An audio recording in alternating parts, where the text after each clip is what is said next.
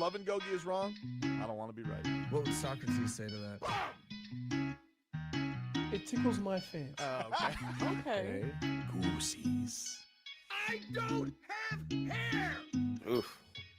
You got Marcos. That's not right. Yeah, That's true. You do got me. Get over here, Marcos. Let me look at you. They don't want it. Tobin and Leroy, ready to deploy. Had to hit it with a little journalism, but that was a decoy. Better have about me, boy. Okay, Leroy and Tobin, hold to the show, man. Still in the sauce with the show, and till then his half moon open. Sometimes go taste like a snowman. No proof of my life, better more than no proof. Like I always wanted him, I never hated him, I never traded him, and if I did, I never ever traded. You know what is a star? Like another city, the driver's side fly. Wish I could large, so many more. 10 in the more, never a bar. Hey, 10 in the more, 2 to the P. Nothing to you, but it's something to me. Hands up as ever, and keeps can be. You can watch on YouTube with real for French. This one time for the Twitch. This one time for the text. This one time for the phone line. Whole time, what they gonna do next? You know, I just wish you guys would stop the quibbling. They just can't win in Atlanta, dude. They just can't. I don't know what to tell you. They cannot win in that stupid building. And they almost, pulled off a nice little upset yesterday. They put a squeaky cheeker in them. Hey, new guy. Not a great first impression. I mean, you want to talk about things I don't need to grade a trade deadline? Have new guy reliever come in, throwing to old new guy Augustine Ramirez. It's a tweener passed ball wild pitch because Augustine Ramirez continues to do the one knee thing, which everybody does, but he's way too slow to get and block the ball. So wild pitch after a gazillion walks, and they add an extra run. And then on top of that, as that's happening, Leroy, Liam Hicks grand slam for the Rays. Like, give me a worse, consecutive amount of things to happen. That'd be the equivalent to Tua throw for 5,000. Yeah, it was crazy, dude. So I heard the conversations about what I think. Why am I echoing? I don't know. That's a strange thing. Let me check my. Yeah, maybe maybe it's a setting. You're not echoing, are you, Brittney? I don't know. Am I? I don't think so. No, you sound good. Must have been a thing. Yeah. No. Yeah, just pop in and out on the StreamYard. There must be some thing out, so just reconnect. But now it's happening for me. That's weird. Something's got to be going on in the audio settings. That's super strange. But either way, that was a disaster as far as that was concerned. But Tobin is. But now I am. I'll do the same thing then. So great start to the show. Yeah. So Brittney, did you watch the game, or did you do the game last night? No, I did. I was keeping up with it on my phone, but I did. Okay. So I heard the explanation of the last caught stealing. Mm-hmm. Hello. Nope. No, I'm still decked. And there's two ways you could go about this. Now he's echoing. I believed that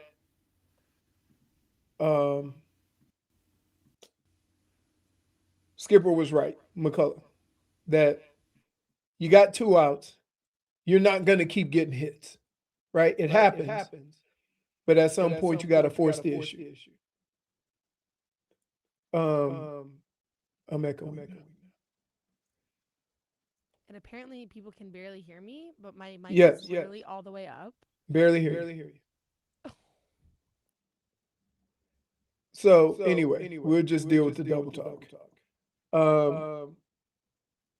So he had a point. So if you get one hit, one more 2-out hit, that only moves them to second and third to score one run. Then you have to get another hit with a stud closer. So they tried to force the issue and got caught. I'm not mad at him for that.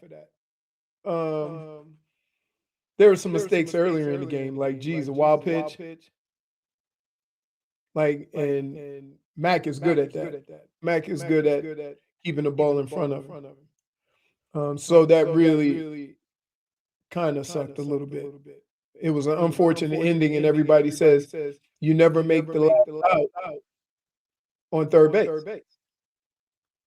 But I appreciate McCullough saying, we can't keep expecting to get these hits. I got to force the issue a little bit. So he did. They got caught. It's unfortunate, but I was okay with it. A lot of people had a problem with it. I mean, to do it when your tying run is on base. But here's the logic behind that. The logic is you got two outs.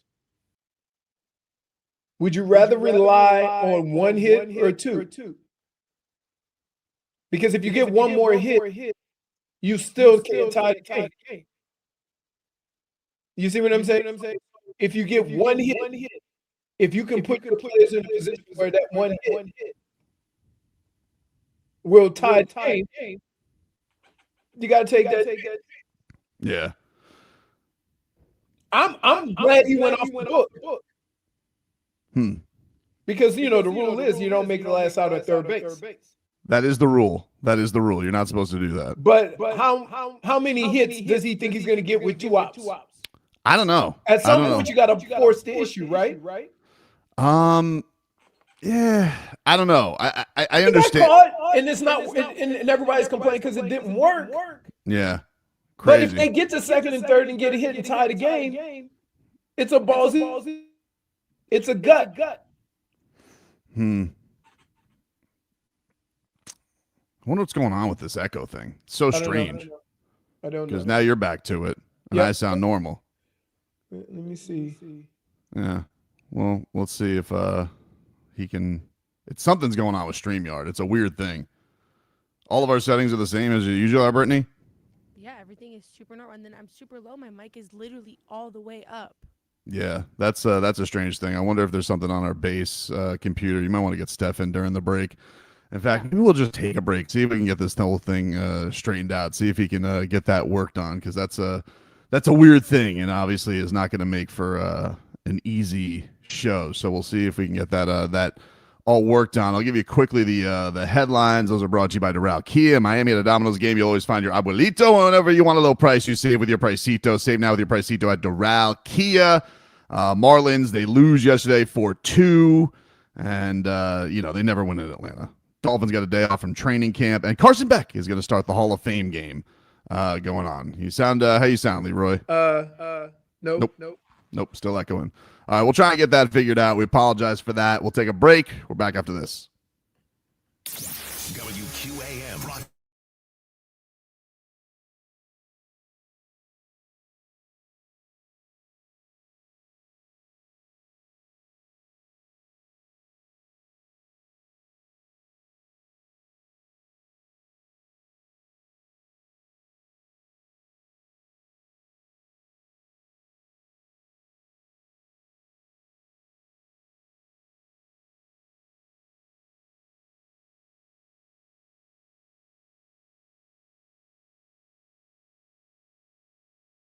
Hey, Leroy, let's just do a StreamYard test. How do you sound now?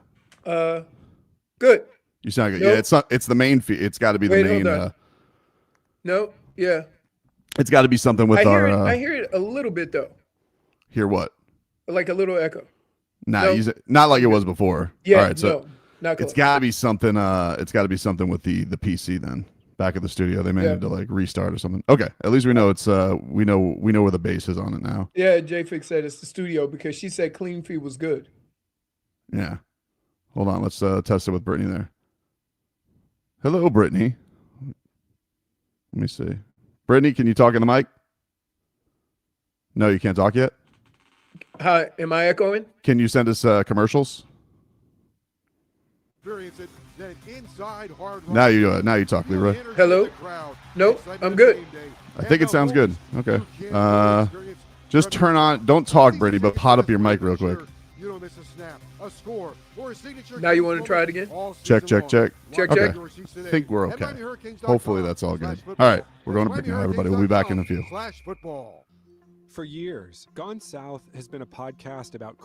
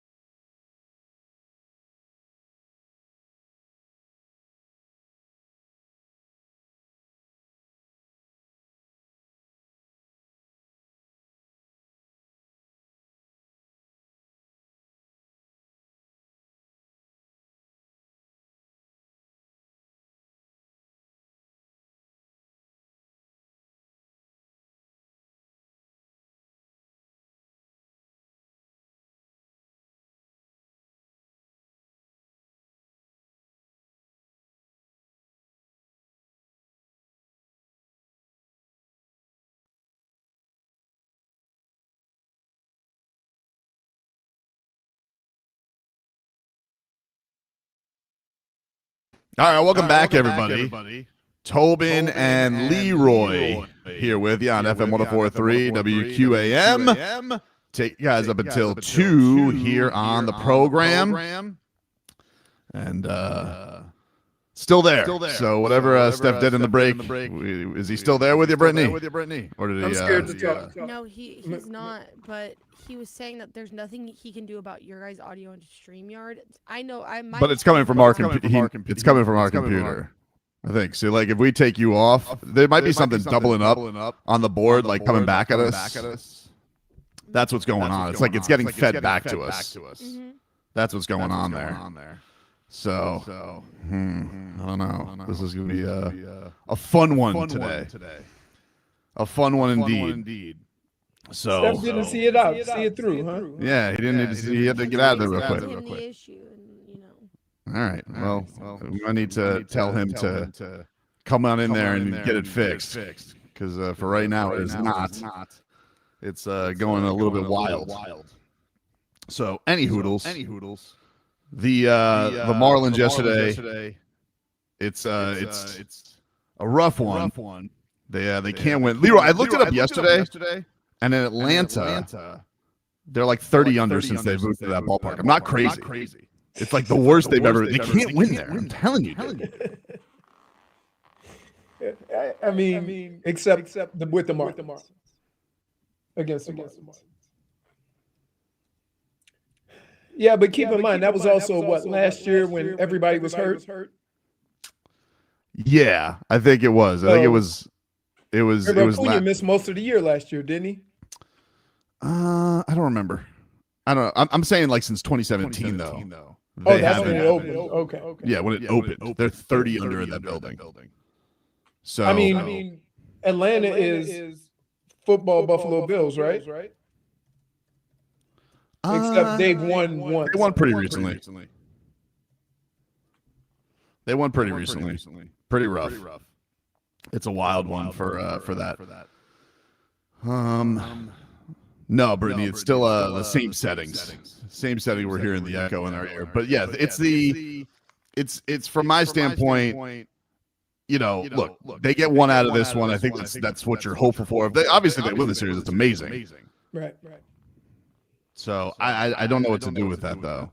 But that's going to be it's going to be the Sandy pitch. When did Sandy just pitched? No, he pitched on Sunday. He's not in the series. Right. They don't got him. Yesterday was a gusto day. Tomorrow's Yuri. Yeah, tomorrow's Yuri. Tomorrow is and you get that going. But yeah, I don't know. It's Brittney. No, I know. We've established it's definitely the board, but we're getting our Steph's saying it's not our audio, but it's not our audio. It's a board setting. Wait, could it be her the mic on the computer? I think it's probably there's something doubling up. So she's it's probably like either the computer needs to get restarted or something stupid like that. Like we should probably just restart it and rock with that right now. I don't know if there's a way. Because I don't know if people can hear us via. I know our StreamYard people can hear us right now, but that doesn't really help our radio audience. So it's a frustrating snafu right now that's going on there between both of them to try and get this all situated, But for right now, that's been an issue. Is that the board is sending back the same thing that's going on. So no, Leroy, that's the no echoes because she's not up right now. That's why. No, she turned it off and she said she got off. She said, "Did that help?" No. Well, I took her off. Oh, sorry. My bad. Yeah.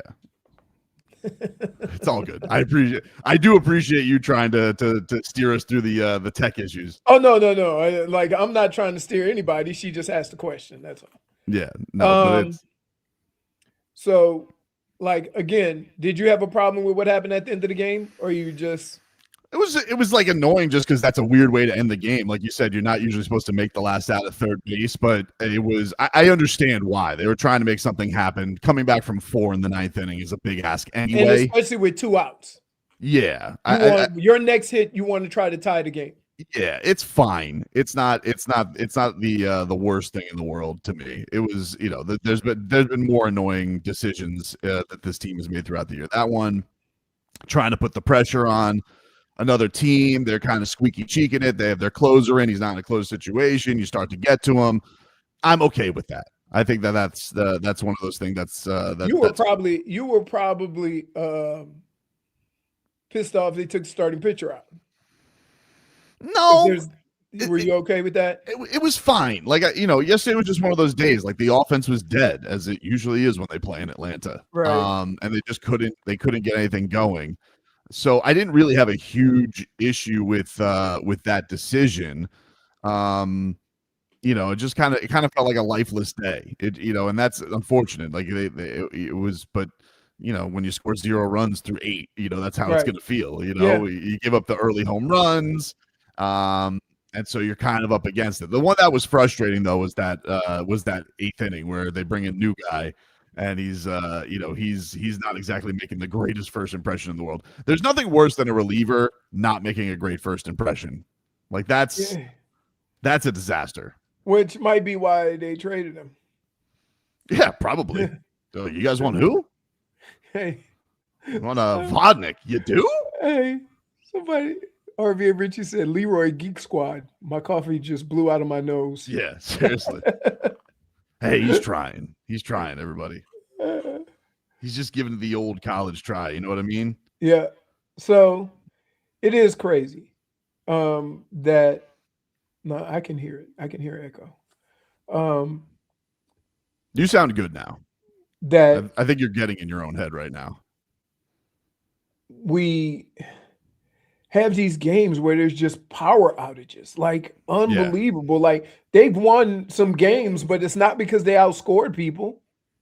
It's because they played excellent defense, got out of jams. And I think this was kind of happening earlier in the year because guess what? That's kind of what Tampa baseball looks like, right? They're going to do timely hitting. Mm-hmm. They don't have a whole bunch of guys hitting a boatload of home runs. They're going to play baseball the right way. They're not going to shoot themselves in the foot. And that's how they're going to win games. And that's kind of how it went. Couple of explosions every now and then. But for the most part, when they score 2 runs, when they come in 2 runs, they're usually not going to win. No, it's if it's one of those things where they get off to the real struggles, that's a problem. Right. It's a real problem for them. There's no doubt about that. So, and it's crazy that most of the pitchers, even Sandy, give up 1 or 2 early runs. Mm-hmm. And so, like, if they score first, you don't think about it as much. But there's a lot of games where they started behind the 8 ball.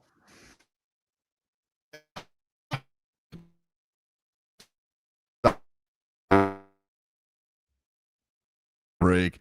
That's been no secret. They got to go in the last couple of series against teams that are mightily struggling, and the Braves are not. So right. They got to. We're gonna find out. Like, are they, because they're right there in that wild card, but are they able to go? Or are they just kind of a decent team that is okay? We've seen them beat some really elite competition this year, maybe not necessarily for a whole series. So it's an interesting dynamic that they got to deal with there, man. It really is. I think baseball has the most fool's goal of any sport because you can go on a run and beat some of the best teams in baseball. And it's not a real indication of how good or bad you are. Mm-hmm. Because just like they had that June, they followed it up with 12 losses in a row, which also never happens. No, it was a record. It was was crazy. So now, as a Marlins fan, you're sitting here trying to figure out, okay, which streak do I believe? Yeah, and it might just be somewhere in the middle. Like, I think that's the thing. Right. When you have that much of a streak, you're probably like, yeah, they're probably a decent team. Right. But I do think, when you have that the only things that were annoying yesterday was like, everything that you did with the trade deadline right off the bat didn't go fantastic. Right. That was a rough go of it. It would have been different if one of the guys you brought in did something like, okay, I see how he's gonna fit in or something. But bounce him one and hitting the backstop to give up another run is not probably the way I would like to go.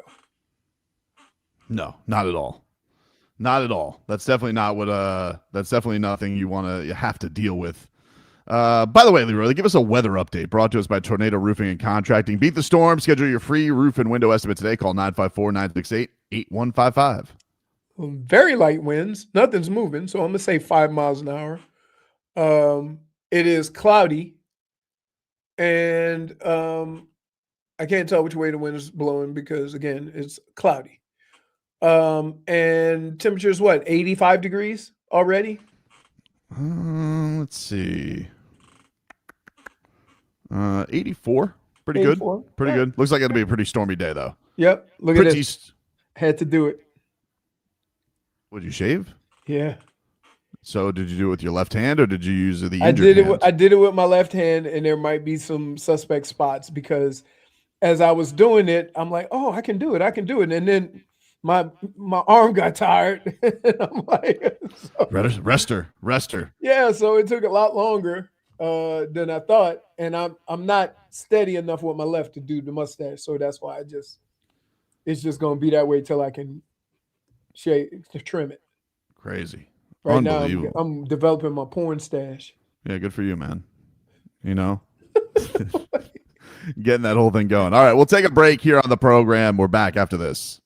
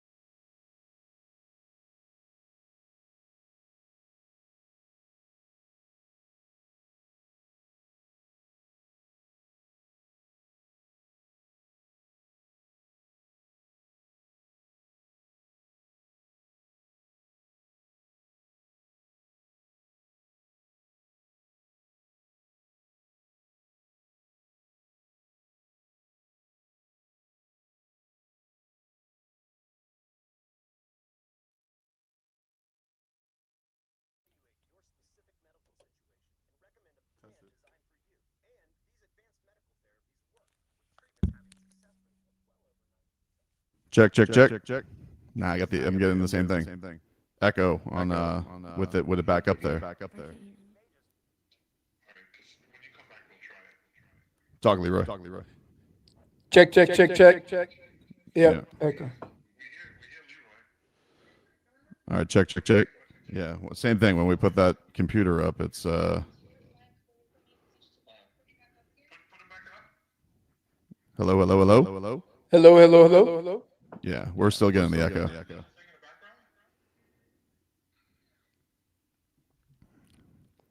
Check. Check.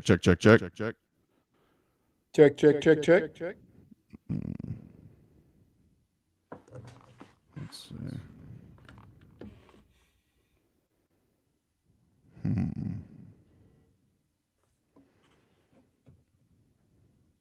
All right. But if we mute it, I mean, it just if we could just roll. I just want to make sure we're going over the air, because if it's just we can't have anything off the computer today, that's fine. We can make that work, but that's with you muted. So I just want to make sure we're going over the radio. Everybody can hear us if we go like this. Okay. All right, we'll just rock like that. We'll try and figure this out. I mean, I'll be in tomorrow, so hopefully this isn't a thing that continues. But we'll just have to go with just Leroy and I over and make sure everybody can hear us. Just keep a monitor on that. We'll finish up the break.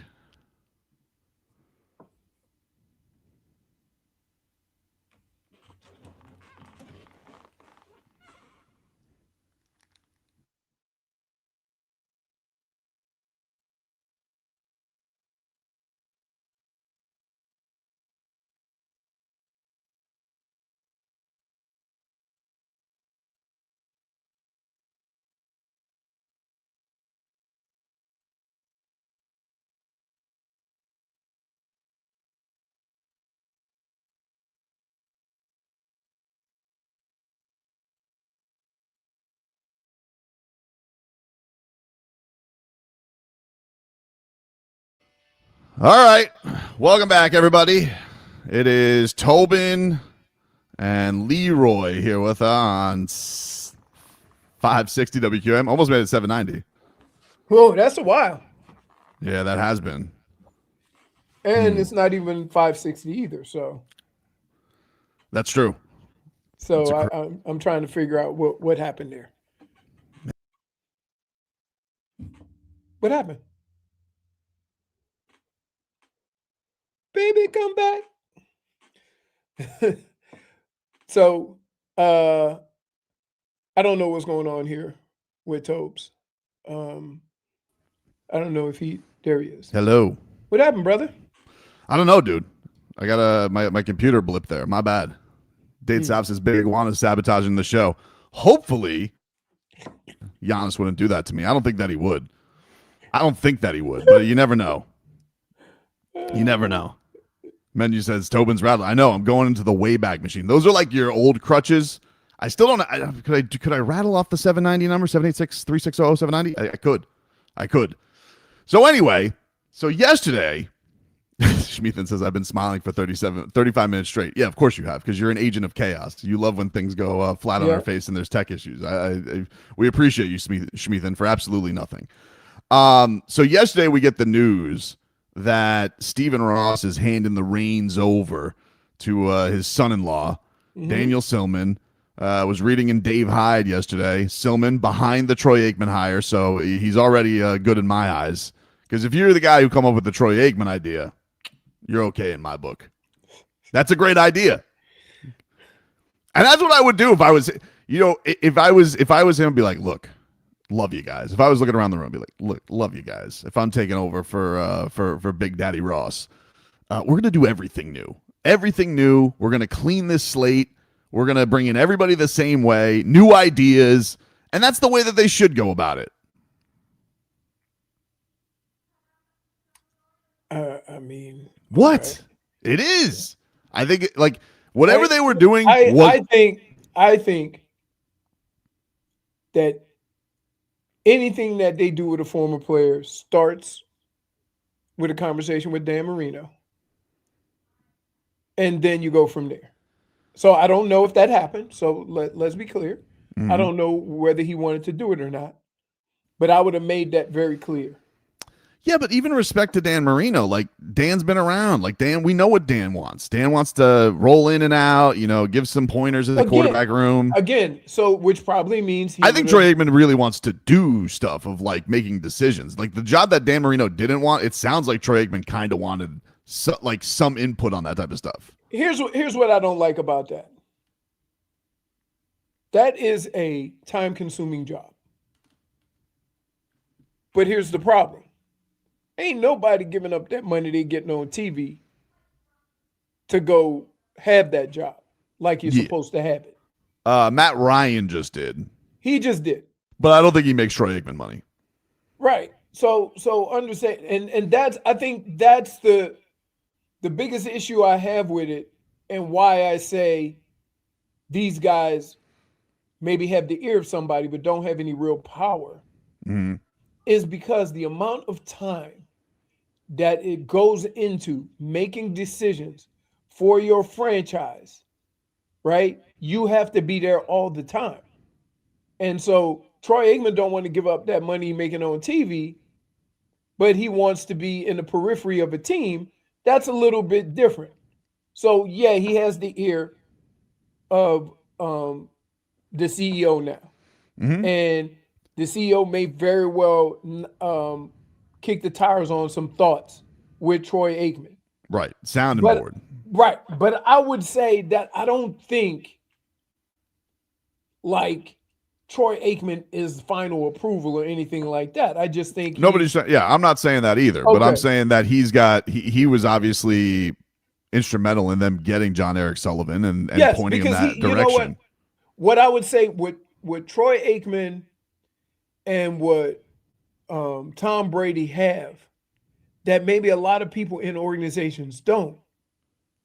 They have conversations with these guys.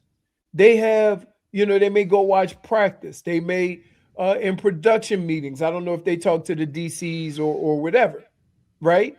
But they have conversations with these guys. A lot more conversation than maybe a team would have unless they're trying to hire him.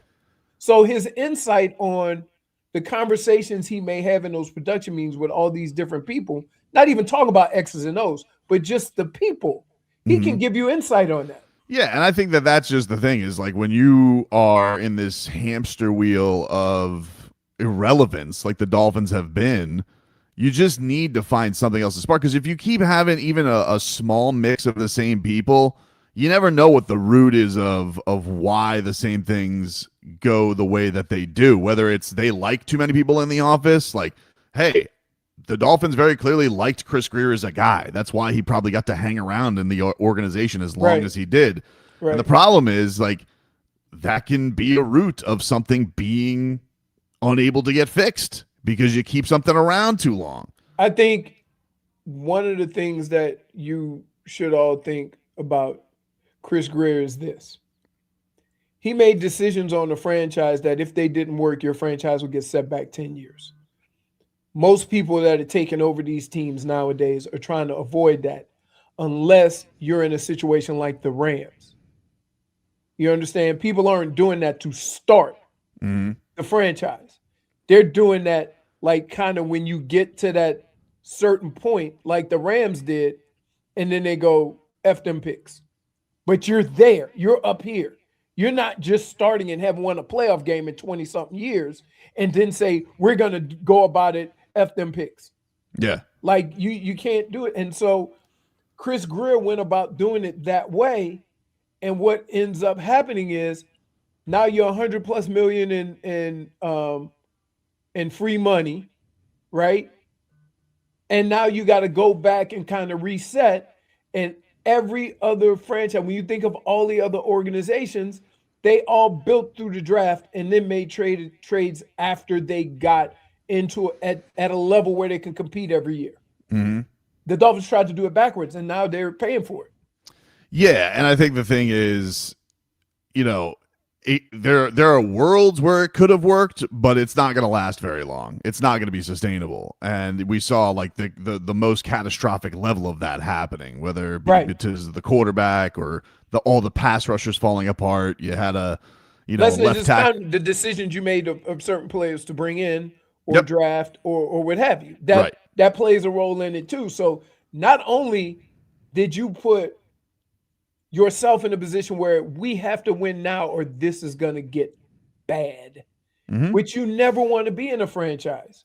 You don't want to be in a situation where, like, I get fans think it's boom or bust, but as an organization, you don't want to be in a situation where it's boom or bust unless you have been knocking on the door for a while.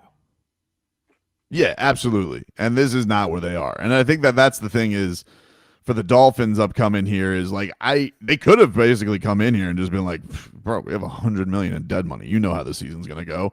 Right. So I do respect that they're trying at least something. I still don't know if it's going to be good enough, but I do think I think it's a year of intrigue. But I like the idea philosophically. Like I was reading this piece that Hyde wrote about, like, hey, you know, the guy picked John Eric Sullivan, and he's like, you know, you don't have to keep Mike McDaniel. You don't want to. And he's like, no. And he's like, cool. And so, like, in the midst of McDaniel, I guess, finishing up his interviews, like, that's why it maybe took a little longer. The initial was they weren't going to fire him. But you shouldn't have kept him around. Like, you know, it just ends up going in a place where if they would have had any overlap, it would have been different characters, but the same problem that they would have had all the time. The problem with the teams in the last couple of years, and we could say about the players getting hurt and Tua and whatever, but there was a systemic issue going on in the building that needed to be addressed. But the reason why it wasn't addressed sooner is because of all the injuries. You never concentrated on that being an issue. You concentrated on the injuries and the money that you were paying for guys that were hurt. Handsome Daffy says, how many years before we find out if they're on the right track? You'll know after this year. You'll know during this year. Like, you'll be able to tell by the way they play, how they go about their business. And you'll be able to see a game and say this: I like what they're doing. They just don't have the horses to do it yet. Yeah. So that means you like the scheme, the plays being called. Like, you could call great plays, but if a wide receiver can't get any separation, it's a done deal. Yeah, I think the thing that, you know, stood out also from last era is, like, most of the Dolphins did their damage against teams that were terrible. Like, they really fluffed up their record. Which basically put them where they are, though. That if you can't beat any good teams and all you beat is the bad teams, you're right there in the smack in the middle. Yeah, and so I think that the point is, you know, if the Dolphins win 6 games this year, but if I could point to, like, a game where you're like, oh, they probably shouldn't have won that game, but they pulled off and they looked impressive, and especially if it worked towards that way, I think that says something. Like, I think that is the place where I'm at is, yes, they, you know, if they're out here and they lose the Raiders game and they lose the Jets game, like, I don't know which games you're going to expect to win. Right. But if they can go by the end of this thing and be like, oh, they were able to go beat XYZ by the end of the year, I think that's an improvement. It'll be a sign of. Here's what I would say. There's two kind of players that I'm kind of looking at. I'm not putting as much of a importance on Malik Willis as people are. Okay, for this reason. Starting quarterback costs $45 to $55 million. You spent $22 a year. So you understand with what you're paying him, what could happen. Right? It's not you didn't cost yourself a bunch of money as far as that's concerned. I think from a fan base, you want the Proctor thing to work out. Oh. If you see the run game, if you see them mauling people up front, then you'll know, hey, they made 2 moves that turned the offensive line around and now it looked pretty good. That's moving Savaiani to the right and putting in Proctor at left tackle, at left guard. And these are decisions that you see that are being made that are working. And so now you start trusting the decision makers. You start trusting the coaches. You start trusting the organization again, right? For the last 3 years, every time they signed a guy that was supposed to fill a void, he came in with he only played 4 games last year. Right? So hopefully there won't be any of that. But you'll see the guys, they have to play a lot of young guys. So between last year and the guys that you want to see progress, you're going to think to yourself, oh, they're coaching them up. They got them doing what, they want them to do. And the guys they drafted this year, oh, that's a good pick. This is a good pick. That's how you build it. So we'll see. But the unknown is what's terrifying to everybody. Hell, I'm not playing. And I'm like, is it gonna work? It's like why do you sound like Tony Romo? Right. You can't tell me that where this Dolphins team is right now, with all the unknowns, that's more tense than what you were expecting the last 3 years. I think I'll tell you one thing though. With you mentioned the Caden Proctor thing, I had this really unhealthy habit, and I'm doing this nonstop with Stunt and Steve. Is we just keep sending ourselves on Twitter the Ruben Bain goods that just keep floating across our timeline, and it's really really bad. And every time every time we just end the conversation with Proctor better work out. I think last week I said that I told him I said to him because it was they were doing like this whole Ruben Bain's whole family came to Tampa and they're chanting Tampa Bain behind him, and I'm just like. I just texted him and I said, Caden Proctor better be Jonathan Ogden. I mean, he better be good. He better be good, dude. He better be good. And then yesterday, he puts the moves on their $90 million right tackle in practice, and I'm just like, short arms, yeah. You do realize that Ruben Bain is going to be great, but it's easier to make an impact at his position than it is at Caden Proctor's position. Whatever. Because first of all, there is no set way. Like Ruben Bain can get 2 sacks. Yeah. And you'll say, see, what can Caden Proctor do to match that? He gives up no 2 sacks. But I'm just saying you're still not gonna. You're looking at the numbers, right? And when you see Caden Proctor, you're not gonna be able to compare the numbers. And that's the thing that's going to, piss a lot of people off. You'll see Ruben Bain getting sacks, and then you'll see Caden Proctor, oh, he made 4 blocks. You know what I mean? It's not as sexy. I get you. Right. I get you. There's nothing. You're comparing 2 different positions. Let me just tell you. No matter how good Caden Proctor plays, you're going to be more impressed with Ruben Bain because his numbers are easier to follow. Well, I mean, it's going to be based on what the Dolphins do as a unit, isn't it? Yeah, but what if he's not? What if he's not the worst left guard in football like Savai Nye was? Oh, he better not be. We better not. Well, I do think he's at a point where because of the Bain thing. Yeah, he's not really allowed growing pains. It is one of those things that's going to stick out. We aren't allowing him growing pains. But football is going to have growing pains. Sure.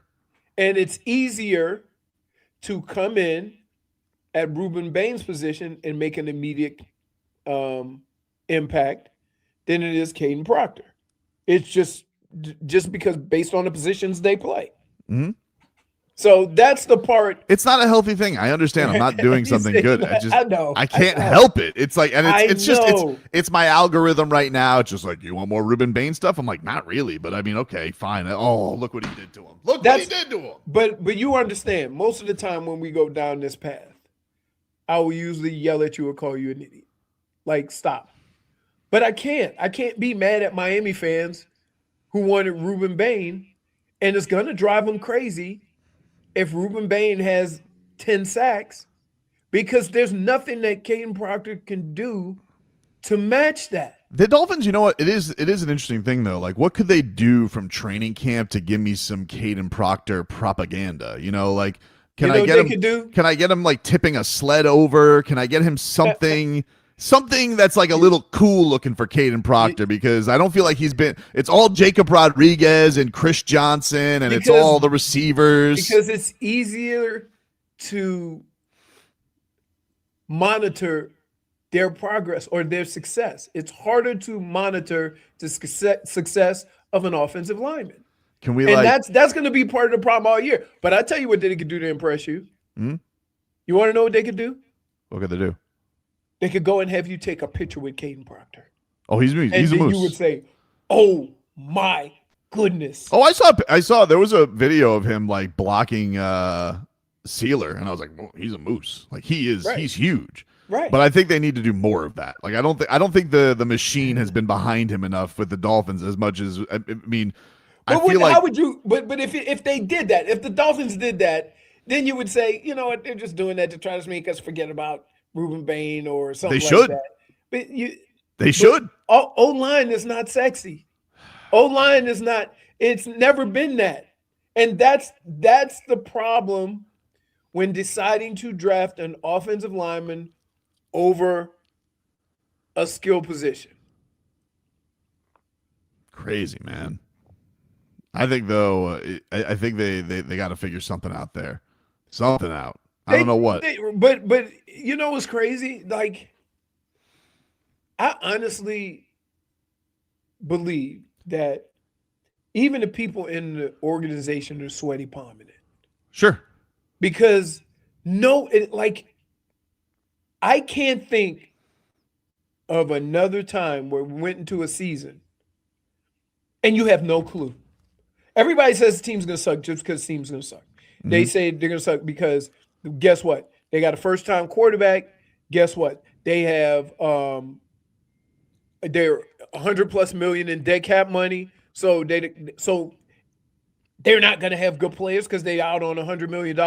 All these things are going to come into play, and nobody's played yet. Now, I doubt it. I really doubt if everything that they do is going to work, right? But what happens if it does? You got more. You're going to be the youngest team in the NFL. Yep. So there's that. Still have a bevy of picks and a bunch of money next year. Right. So as we sit here and look at the beginning of this year, what can we really expect other than the young players to grow, and then we can fix it with more detail once they get their money back? There was an interesting piece from Jeremy Fowler on ESPN where he was talking about the Dolphins, and he was at Dolphins camp, and he says the Dolphins seem keenly aware of their place and their roster retool. In fact, some with the team have no problem bringing up jokingly how Miami finished 32nd among ESPN's projected starting lineup rankings. What's clear, Miami doesn't want to be stuck in the middle. So it kind of feels like the organization is even okay if like they stink because at least they can retool completely, but they don't necessarily want a 9-8 year where it's like, oh, we're picking 13th again. Like you'd almost rather be in a place where you can get Jeremiah Smith next year at the top of the draft to put. I tell you what, if they finished 9-8 or 8-9, right? I think you'd be so excited because they were projected to win 3 games that, like, yeah, I just think that if they finished in the middle of the pack somewhere with this team, I think you'd be more hopeful, even though you don't have a top 5 pick. Because that means if you finish around 500, that means your quarterback worked out, your left guard worked out, your right guard worked out, and you figured out right tackle. True. We'll take a break here on the program. More to come on this lovely, lovely Wednesday. We'll take a break. We're back after this.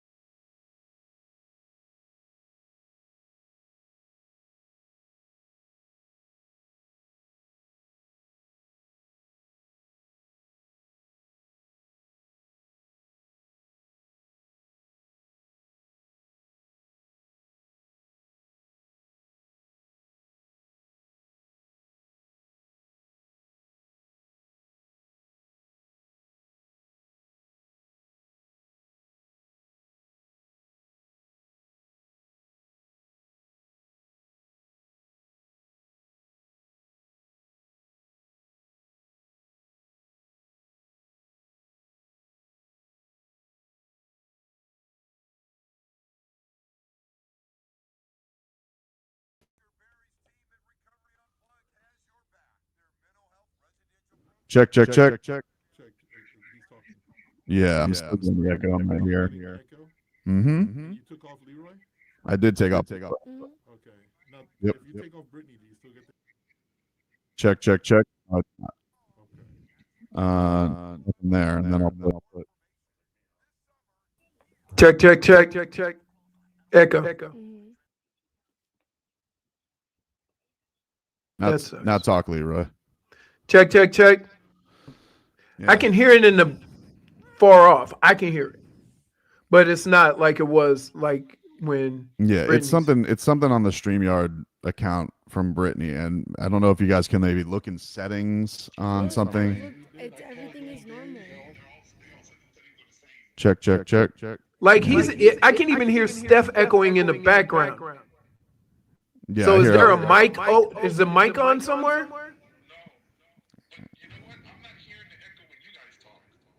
Yeah. But we hear our echo. Yeah, the echo comes off when we take the Brittney pod off, like when we mute it.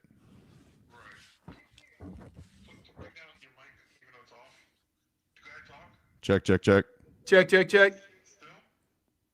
Well, now it is because if I unmute it, then it's echo. The only thing that we have on is wide orbit and your computer input. That's it. Nothing else is on the board. Everything else is off. Is the computer muted? No, because he's not supposed to be muted. You won't get the audio if our computer's muted. All right. Well, we'll just have to do it like we did last segment, and then we'll try and test it tomorrow when I'm in. Yeah, I'll be here tomorrow too. All right. I'm heading to the Dolphin game. Okay. Wish me luck. All right. Good luck. Bye. Nope. No problem. You should let me have at it. All right. We'll go back to break. All right.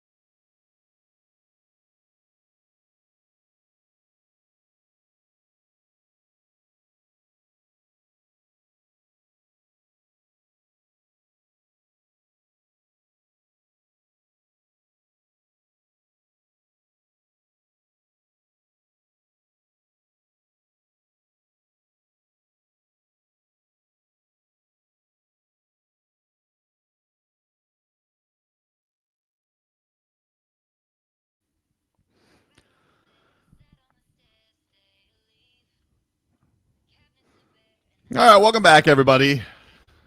It is Tobin and Leroy here with you on FM 104.3 WQAM. Take you guys up until 2 here on the program.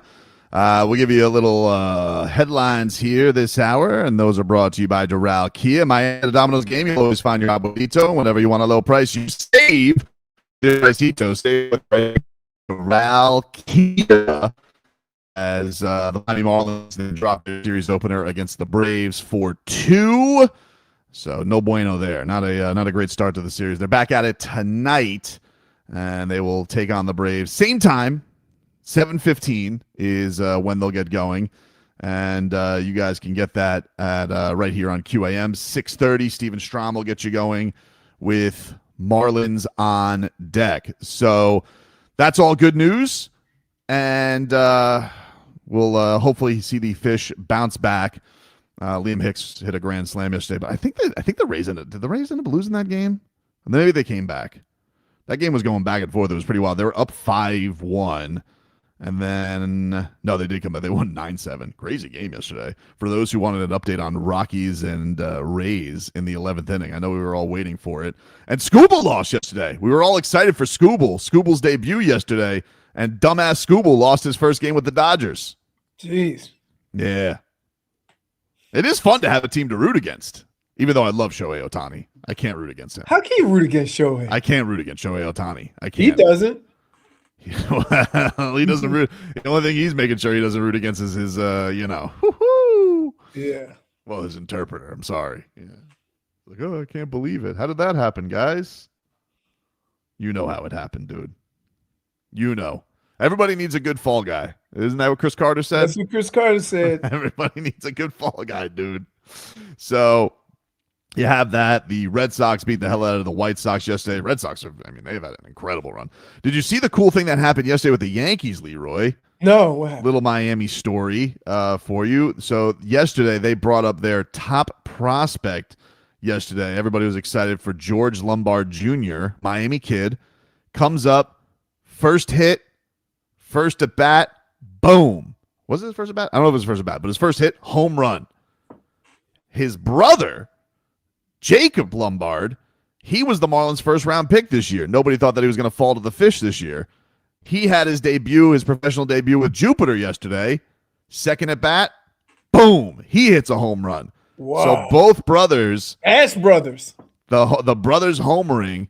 The parents were going to go to Jupiter to watch Jacob's debut, and then they got the word that George Lombard is the Yankees' top prospect, that he got the call up, and they're like, I guess we're going to the Bronx. So both brothers yesterday. I mean, if you had a choice, New York or Jupiter. Well, I mean, I love Jupiter. I love me some hammerheads and frozen iguanas. But I think at that point, no, you have to. I think you got to go to the big Major League debut. Yeah, I tell you what, once you find parking when you go watch the Marlins, it's a nice area. Mm-hmm. It's fun. There's nothing you want to watch a little baseball, eat a little food. Like it's a cool place. Every time I park, I always park by the restaurants, and then on the way out, got to get me a drive snack. Crazy, man. Have to. So that was the baseball stuff yesterday. Carson Beck is going to start the Hall of Fame game tomorrow night. Great. So we got him versus Baby Hands. I'm telling you, that's where my career almost went sideways. I'm sorry that happened to you. Also, Deshaun Watson. I mean, you want some drama of awful. You got to watch some of this Browns training camp coverage. I mean, it's marvelous. They're booing Deshaun Watson. Yep. It seems like he's losing. He's starting to lose the QB1 status too. It seems like Shador's starting to move in. Again, the best thing for Shador and for the guys on the team is for him to earn it this way. Right? Like, yeah. It works out for Shador because he understands what he has to do. And then for the other guys on the team, they all say he earned it with his work. Shmi then says the Browns Twitter putting a Shador duck was crazy. That was crazy because people were saying that he was having a pretty good day yesterday, all things considered. Because I sent Leroy the text, there's just a tweet that says, Deshaun Watson currently getting booed at Browns camp. Yeah. Which is rough. I also saw yesterday there was a report about J.J. McCarthy that he missed 2 wide open guys and that there was just an audible groan from the fans there. Got to tell you, like, it's not – here's what I think is wrong with McCarthy. Doesn't he look too quarterback? Does he look too quarterback? You know what I'm saying. Drop back with the arm in perfect spot, take the perfect amount of steps. There's no fluidity to him playing. Like most football players, no matter what position they play and technique they use, right, the good ones look very fluid. Mm-hmm. Right? Yeah. He looks like he's trying too hard to play quarterback, to look the part with his steps, with his footwork, holding the ball. Like, you see those guys. You know when you see a guy playing quarterback and he got the ball tucked up way high and he's dropping back like Madden and all that. Like, yeah, just go out and play. Like, that's what I like about, like, running back or wide receiver is that, yeah, you play a position, but you do it your way. You relax and play the way you play, whether it's with speed, whether it's with technique, whether it's however you do it. He looks too stiff. He looks like perfect NFL quarterback. Speaking of perfect NFL quarterback, everybody says that that's Justin Herbert. Did you see what happened with him?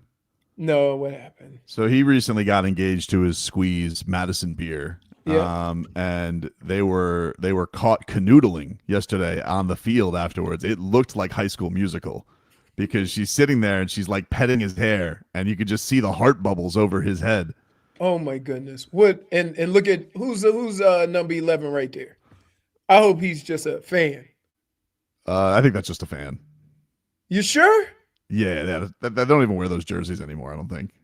That's the dark blue, yeah. So I'm thinking I'm thinking that's crazy. First of all, here's the kicker. No player in their right mind would do that in front of the team. Do you understand how many reenactments of that's going to be? Dude, that's what we live for. Moments like that on the football field. I mean, like, he's smitten. What's he supposed to do? He can't even think about football anymore. Yeah.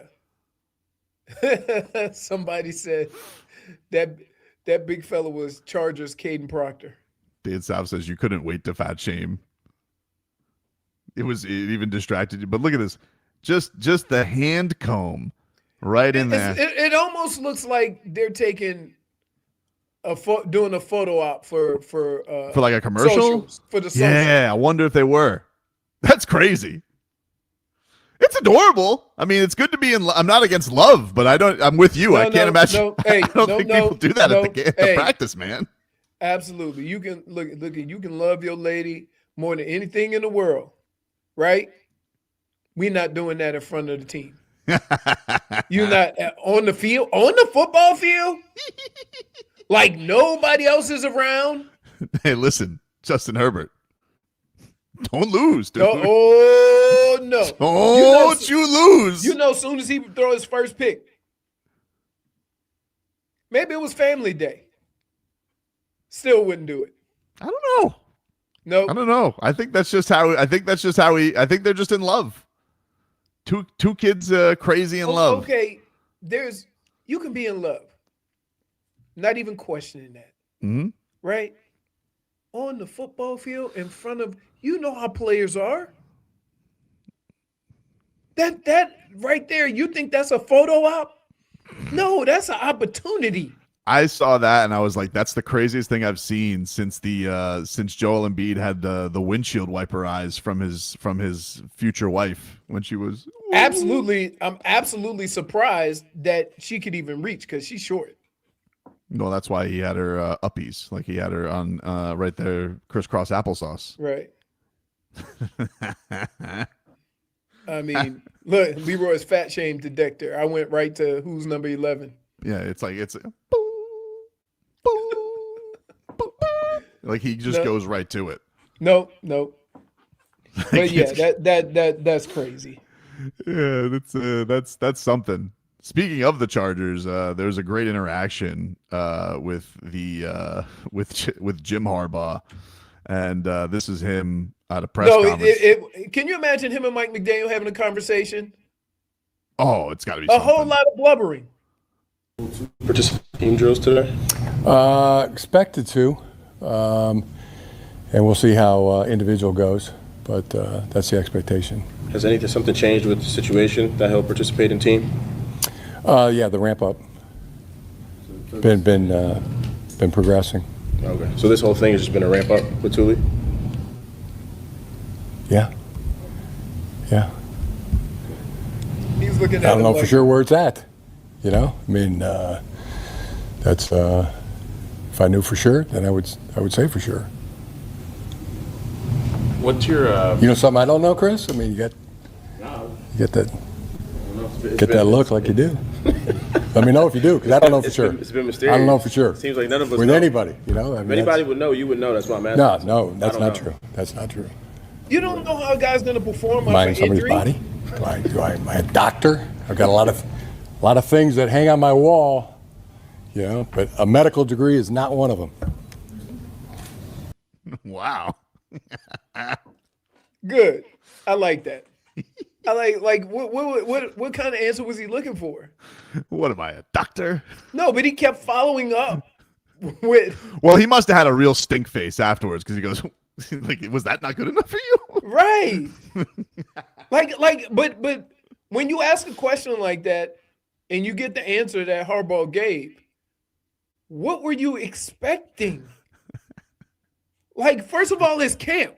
You want him to be, should he have said game time decision? Like, Right. what, like, I don't, that's why sometimes reporters don't do themselves any favors or beat writers. You know what I mean? Like, somebody else could have been asking questions about another player. You sitting there, keep asking them questions about one player on, like, the fourth day of camp? That's wild. Yeah, I like that. I like interactions like that. Now, I know a bunch of coaches would have got hot over that, right? Oh, sure. They wouldn't have kept doing the thing that Harbaugh did. They would have been like, what do you want here? Like, what are you looking for? But he did get him like, you know something I don't know? Have you heard something? What? And he was like, no, he's like, but wouldn't you know before? You go, no, I would not. I would not know before. That is 100% accurate, that when a guy gets hurt and he goes through his physical therapy and his treatments, and first of all, the player is there. When you're hurt in camp, you're basically in the training room all day. Mm-hmm. And the coaches meet with the equipment guys and the trainers like a little bit before practice and ask them where everybody is. So if he did that before practice, he wouldn't know. Yeah, because he doesn't know how far along he is or how serious it is. You know, I was told, they told my coach one time I had spasms in my upper back. And I went out to practice Monday and could barely run. So I went to a chiropractor. He took x-rays and I had 2 broken ribs. So you don't know. 305 Manico says, what would be Pat Rise's reaction if that was Bam in Asia? Yeah, but it's not Bam in Asia. Like it would. They dap each other up. They have a secret handshake. They don't do pinch cheeks. Can I just tell you this? You're gonna hear about that more. You're gonna hear somebody. Dude, I'm telling you, that doesn't happen. You know the only time that happens like that? After the team wins the chip. That's it. That's the only time I see wives interacting with their husbands like that, or on the way to the car after the game. Right? And there's usually no pictures of that. It looked like High School Musical. It looked like it looked like Zac like they were going to Efron. get up and start off in song with a line dance or something. Like everybody was going to just start circling around and they would just break out into a dance. I'll tell you who's going to have something to say about it, McDaniel. You know he's not going to keep quiet about it. Ugh. He's going to have jokey jokes. Yeah. All right, we'll take a break. More to come here on the show. Back after this.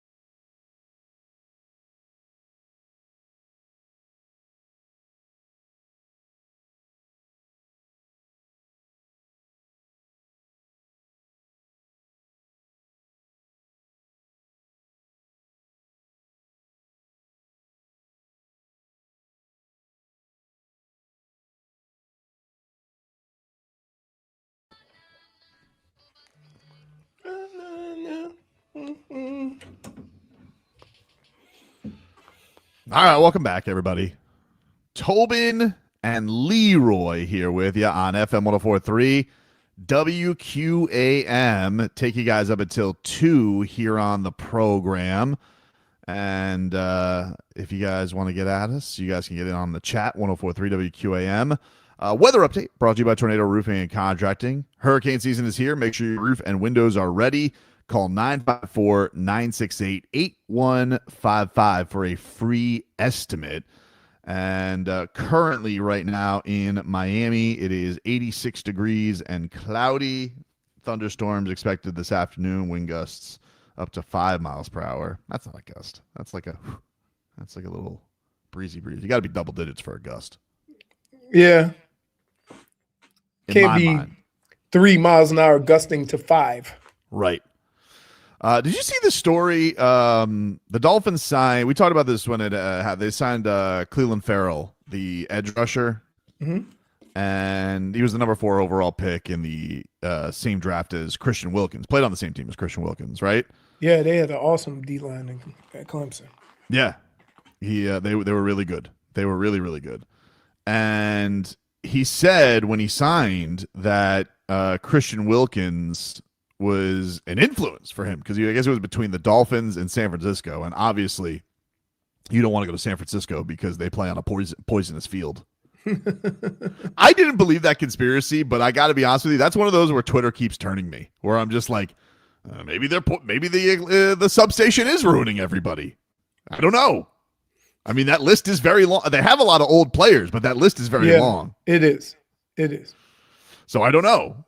It's like one of those where like, I don't think that's real. But now it's like as the days go on, everybody's just going to – perception becomes reality. D-Sizzle says it's as bad as the Jets field. It's almost worse because it gets you from the inside. Like the Jets field is just a booby trap. And also there's just no excuse. Like I don't understand it. You know, FIFA – like I would be furious if I was on the Jets or Giants to be like, oh, so let me get this straight. The soccer players get the grass and we don't. I'm sorry. How much more does the NFL have to be worth? Does it need to be worth – $1 gazillion? How much more to get real grass? But you know why a lot of places don't have real grass, right? Concerts and stuff like that. Exactly. And Stephen Ross doesn't care because he grows his own grass. And they got some of the best grass I've ever seen because they can change that field in a week and you wouldn't know. Oh yeah, good grass field. Right. Yeah, no, it's beautiful grass. Hey, you ready for this one? Leroy looks like he puts that portable single police light on the roof of his car with that mustache. Like 70s cop. Sir, pull over. You know what you did. But Farrell was asked, this is from SI, Miami Dolphins, Alan Pupar, on what Farrell had to say about Wilkins. He says, I think if you know Christian, I think everyone knows what his mindset is with football for sure. I don't have to speak for him. He could do that. He's alive well. He's doing great. That's why he looks good. Still handsome, still smiling. So he's doing great. You know what I mean? Hopefully he gets a phone call someday from a team that likes him. But now he's doing good. He's doing really good.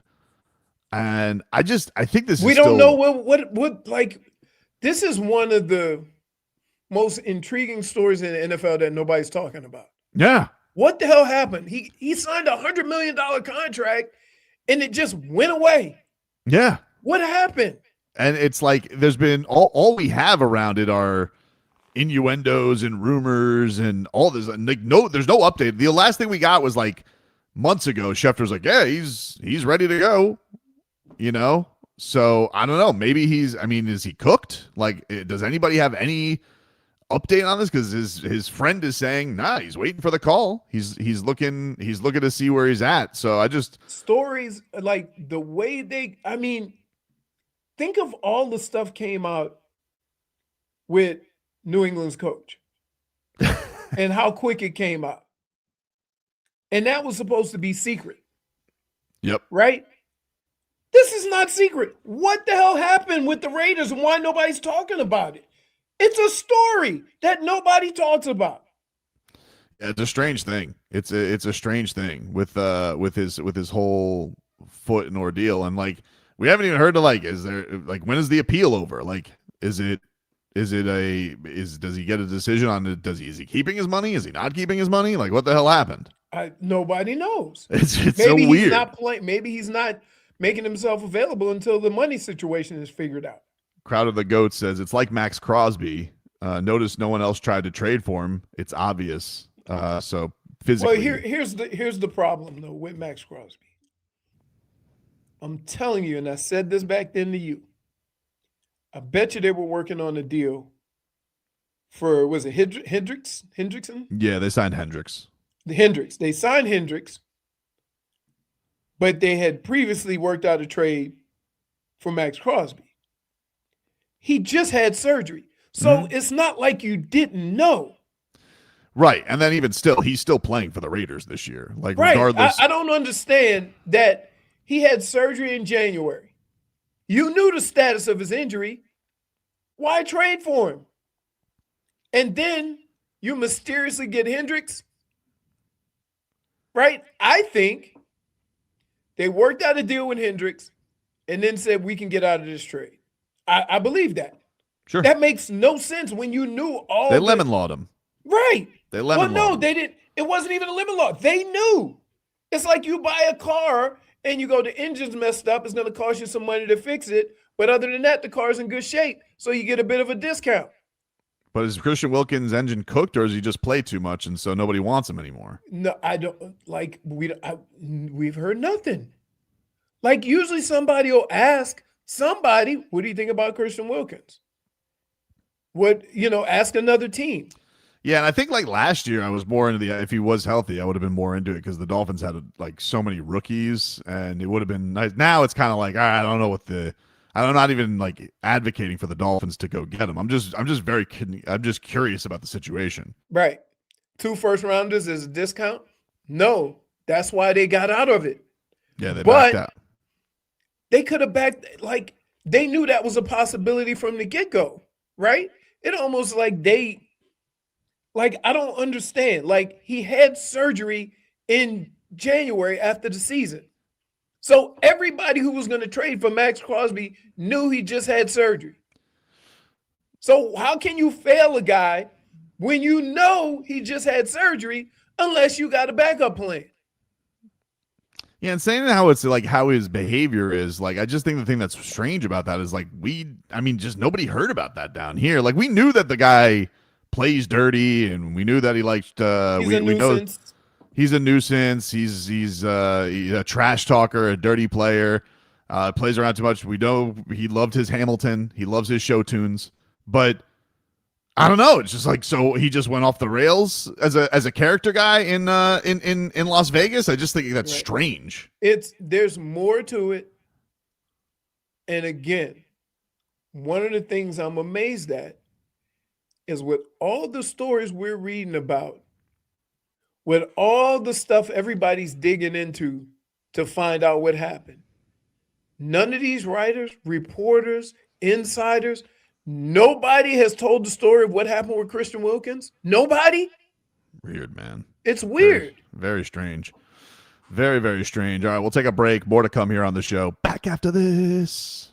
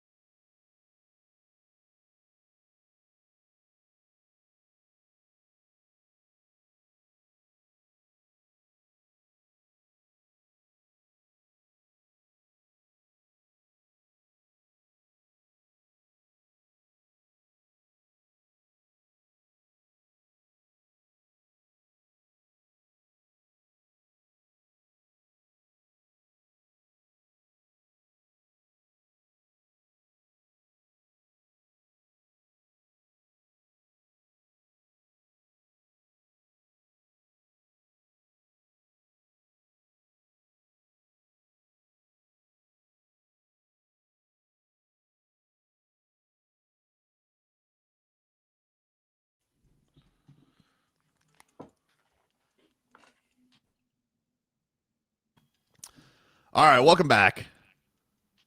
Tobin and Leroy here with you on FM 104.3 WQAM. What an exciting hump day, Leroy. What do they have you doing at the old rehabilitation for the arm today? Range of motion. I still can't extend it all the way. Sorry. That's what what are I they? have. Do you have a real butcher as a physical therapist, or are they No, nice? because you have to stay limp, so you can't you can't flex it at all. So it's just a matter of just moving it back and forth, and then you do some other like stem and squeezy ball things to keep the forearm and the wrist, but the swelling's gone down a lot. That's good. So yeah, that's good. That's good news, dude. I saw a tweet yesterday. I was so I was so annoyed by it, right? Because it's just like, how many of these do we have in the history of the Dolphins? And it was in relation to Tom Garfinkel stepping down, which Tom Garfinkel, listen, the guy did a great job. Okay. Obviously, look how many, sporting events. He was an incredible business CEO of the Miami Dolphins. Right. Yeah. Awesome. Right. But I saw this tweet yesterday, and I just got to tell you, dude, like, I just have no time for these tweets anymore, because uncle on everybody who was a genius that never got the decision to happen. Well, first of all, nobody knows what his role really was, so they want to blame somebody. Well, he's not blaming. It's kind of like he knew his stuff, and it was from Armando Salguero, who covered the Dolphins for a long time, Miami Herald Dolphins columnist, and now is works for Outkick. He said, Tom Garfinkel was made Dolphins president and CEO in 2013, but never really got the opportunity to make football decisions, although he often had a vote. By the way, he wanted Josh Allen in 2018. And I just got to tell Leroy, how many of these do we have around the Miami Dolphins? Like, how many of these do we have of, hey, dude, that wasn't it? Was Josh Allen the same draft as Lamar Jackson? Because the owner wanted Lamar Jackson. The owner wanted Lamar Jackson. Didn't the owner want Lamar Jackson? So let me get this straight. Again, we have another situation. I'm sitting here just hoping Malik Willis is competent, okay? Nobody wants to take credit for Tua. All of you are sitting here being like, I didn't want him. Brian Flores wanted Herbert, or he wanted Jordan Love. Nobody wanted Tua. Nobody wants to hold that bag. I would love somebody to raise his hand and be like, yeah, I wanted him. But I got, this Garfinkel.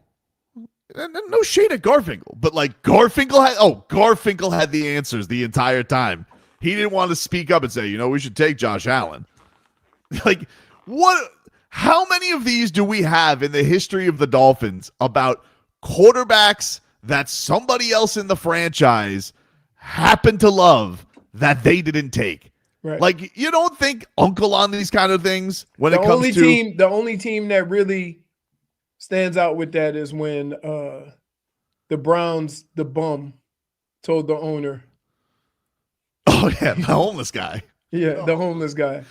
Garfinkel, he had the answers all the time, but he was busy making the Grand Prix, so he didn't tell anybody. I think he wanted Josh Allen the entire time. I think we all do that to some extent, right? Yes, but it's been done with the quarterback with the Miami Dolphins specifically. Yeah, after the fact. After the fact, because guess what? Let me explain something to you guys, okay? You do realize that when Josh Allen was drafted, it was considered a reach because he wasn't even the top quarterback in his conference.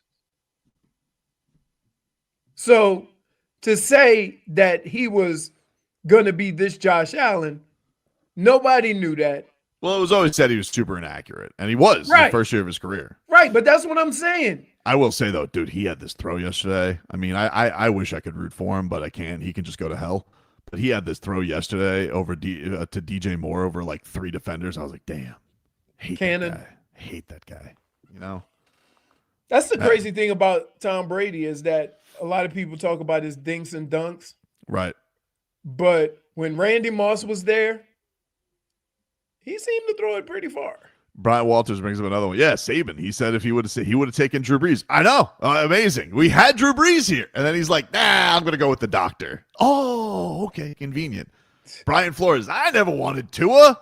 I wanted 2 other guys besides Tua. Well, but who do you believe? I don't Brian believe Flores. I don't believe Brian Flores. I believe Brian Flores was in on Tua. I think it's exactly what you said after the fact. He got him. He goes, not what I thought. Right. Then it comes out to, I never wanted him. The thing is that, and I'm not saying it would have turned out any different, because I think the biggest problem that Tua has is that you need your strongest person mentally playing quarterback. That means you're going to take a lot of heat. You're going to have to fight through a lot. Even if you're no good, you still mentally have to have it together. And I think too many things affected Tua in how he played and what he did, right? I would say the organization didn't do Tua any favors by playing him his rookie year. He wasn't his body wasn't ready for the NFL. Yeah, it just wasn't. And remember, when Tua got drafted, everybody, fans, he's just going to redshirt the first year, and then he'll be ready the second year after he gets that, leg strong enough or whatever. That's what we all thought. No, how could he succeed? He had all these geniuses around him who never wanted him. They all had the answers to the tests. I think the popcorn guy wanted Patrick Mahomes, and he didn't speak up. Right. It's amazing. Texter 561 says, Greer is a bum is what it sounds like. Well, you want to know something? This is part of my problem, and this is why I'm glad about the ownership change, okay? Because that's part of the problem, is even if a guy's a nice guy, y'all all love him. You got to recognize at some point he sinks. And then his problem was, I was always doing what the coaches wanted. And that's what pisses me off about all of this. Everybody wants the power, but nobody wants to take the responsibility for making a bad decision. Right. Right? Like, I've never heard anybody say, yeah, we had a choice between Peyton Manning and Ryan Leaf, and we decided that we were going to go with Ryan Leaf. I decided. Right. Did Garfinkel, did he decide to give up picks for Josh Rosen? Who do we have anybody who wants to raise their hand on these we know who it is. Too? It was Chris Greer. Yeah, I guess. I'm just saying, they still kept him around all those times because he was such a great dude. That's also part of the problem. And so that's why I'm glad there's this power structure. Miss me with all of the, oh, yeah, this guy wanted that guy and the owner wanted this guy. Okay, cool. At least you know that John Eric Sullivan seems like the guy that's going to come in and say, I made the That was me. Yeah. Right? I do believe that. I kind of get that vibe. And we can all live with that, right? Because for the last few years, one guy had the power, but it seemed like everybody else was making the picks. Yeah. I could have done with us getting a new Cap guy, though. I got to be honest with you. Even keeping Cap Boy around, I think I would have gone with somebody else. Yeah, Can I just tell you, the hardest job in both basketball and football is the cap guy. Should have found a new guy. Who was Green Bay's cap guy? Should have stole him. What? Yeah, should have stole Green Bay's cap guy. I'm just saying, the cap Does guy. Andy Ellisberg have a guy? Can he recommend somebody? The cap guy has nothing to do with any of that. All he does is work out the cap. He doesn't tell you. He got a promotion. I don't like that. I wanted to. He's the cap guy. We need to fumigate. All right. Do you? He's the cap guy. He has no party. The Dolphins, Leroy, over the last 25 years have been a Colombian showing of Spider-Man. Rancid fart. It needed a fumigation. But again, the cap guy had nothing to do with any of that. New guy. The cap guy's job is to take what they want to do and make it work. That's it. Great. I mean, that's low. Cap that's a guy that has no say so in nothing. He does have say so. No, he doesn't. They made him vice president. Okay, just recently. Yeah, and I don't like that. But again, giving him another title doesn't mean that his role changed. Miami LB says Panthers need to loan Zito to the Dolphins for a few months. Oh no, because he got a lot of Chris Greer in him. He want the names. He just flashy. does a better job of making it work, and he's always right. Well, you seen some of the contracts? It really is. I got to give him this. I don't know what he's telling them, but they all seem to come in and. Dude, who McKinnon was the guy on the was it the Sharks? He just signed for 18 a year. That's like 3 Panthers. Right. And that's why he, I mean, like I get it. He plays in California, but like it doesn't help the the state tax whiners about it. But man, what he was able to do to get everybody here, incredible. Because like Barkov should be making like who knows if he was on the open market. Right. And they got it all on lock. I just need Markstrom to not stink. Just don't stink. I mean, he's not going to stink because of the people in front of him. Oh, we're gonna have everybody back this year. It's gonna feel good. It's gonna feel good. See Seth Jones healthy, Marshy for a full season. That's gonna be Goosey's galore. That's what I'm excited about. But yeah. Oh yeah. Actually, guys, you didn't know this, but we were all in on Patrick Mahomes except for Chris Greer. Oh, okay, great. Why didn't anybody? I just think that there's only 2 times where I heard that somebody wanted somebody different. One was with Lamar Jackson. The owner really wanted Lamar Jackson. Yep, that's been reported. Yep. And the other one is, I think, Flo wanted Herbert. Yeah, and I've also heard Flo wanted Jordan Love. That's the point.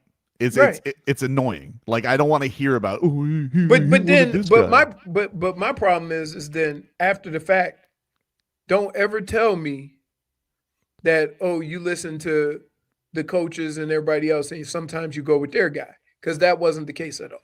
Mm-hmm. Yeah, right. Just eat it. Just take the L. Just take the. Nobody wants to just be like, you know what? Nobody around here should have had anybody who said that they wanted football input or didn't have football input, or anybody who was around here for the last 25 years, football wise, you guys stunk. There were some highs, there were some fun moments, but overall, a quarter century, 0 playoff wins. And then if we're just gonna go, we'll just go whatever the running was. It was 13 years. With this of this whole rigmarole of the people around. I'll tell you one thing though. Whoever's new, can we get somebody? Whoever's new Garfinkel, can we get the logo changed, please? Somebody. To be honest with you, he didn't do that, by the way. It wasn't Garfinkel. That was the guy before Garfinkel who did that. But can we get the SeaWorld logo away? Can new guy? Can son-in-law fix that? I think, to be honest with you, like. He may approve stuff like that, but he doesn't do that stuff. Yeah, Garfinkel didn't do that. But new guy, son-in-law, get us the old Dolphin back, the one wearing the helmet. Enough of this nonsense, all right, with our naked Dolphin. He's ashamed. Look at him. He's just got a sun covering his Dolphin parts. Can you get him some clothes, please? Really? What do you want him in? Shorts and a tank top? I just want him to wear the helmet. He looks cool with the helmet on, and I like that logo. I think it's one of the coolest logos in sports, and they've just whizzed it. They tease us every so often with 2 showings a year. It could be different. You could have on your helmet what the Browns have on their helmet. Nothing. Yeah. You have the only team I see covered that does a QB tracker. I think it's the craziest thing, it is the wildest training camp I have seen, with people just being like, "All right, here's who's taking the lead," and nobody's happy. You want to know why? Because remember, I said this last year. They're going to keep trying to roll Deshaun Watson out there because they got to pay him anyway. Everybody wanted to see Shador last year. You saw him. And then after the season, he let you in on a little secret. We didn't read defenses in college, right? Which means that, yeah, he's got some developing to do. But he earned it. If he's the starter for the Cleveland Browns, he would have earned it. And that carries a lot of weight with other guys in the locker room. But you best believe, week 1, I would not be surprised if Deshaun Watson gets rolled out there, because I don't know about y'all, but if I spend 220 plus million on a player, damn it, we're going to get something out of it. The latest on it is Todd Monken is starting Shador one game, Deshaun one game, and then he's deciding the starter for the dress rehearsal. But Deshaun's been really bad. Yeah, so like everybody's. But again, if it ends up that way, Shador looks better that he earned it. No, it does. Well, he said, what was his quote? He said the QB competition is me versus myself. He's got good lines. It's a fun time, baby. We'll take a break. Get you caught up with your headlines. We're back after this.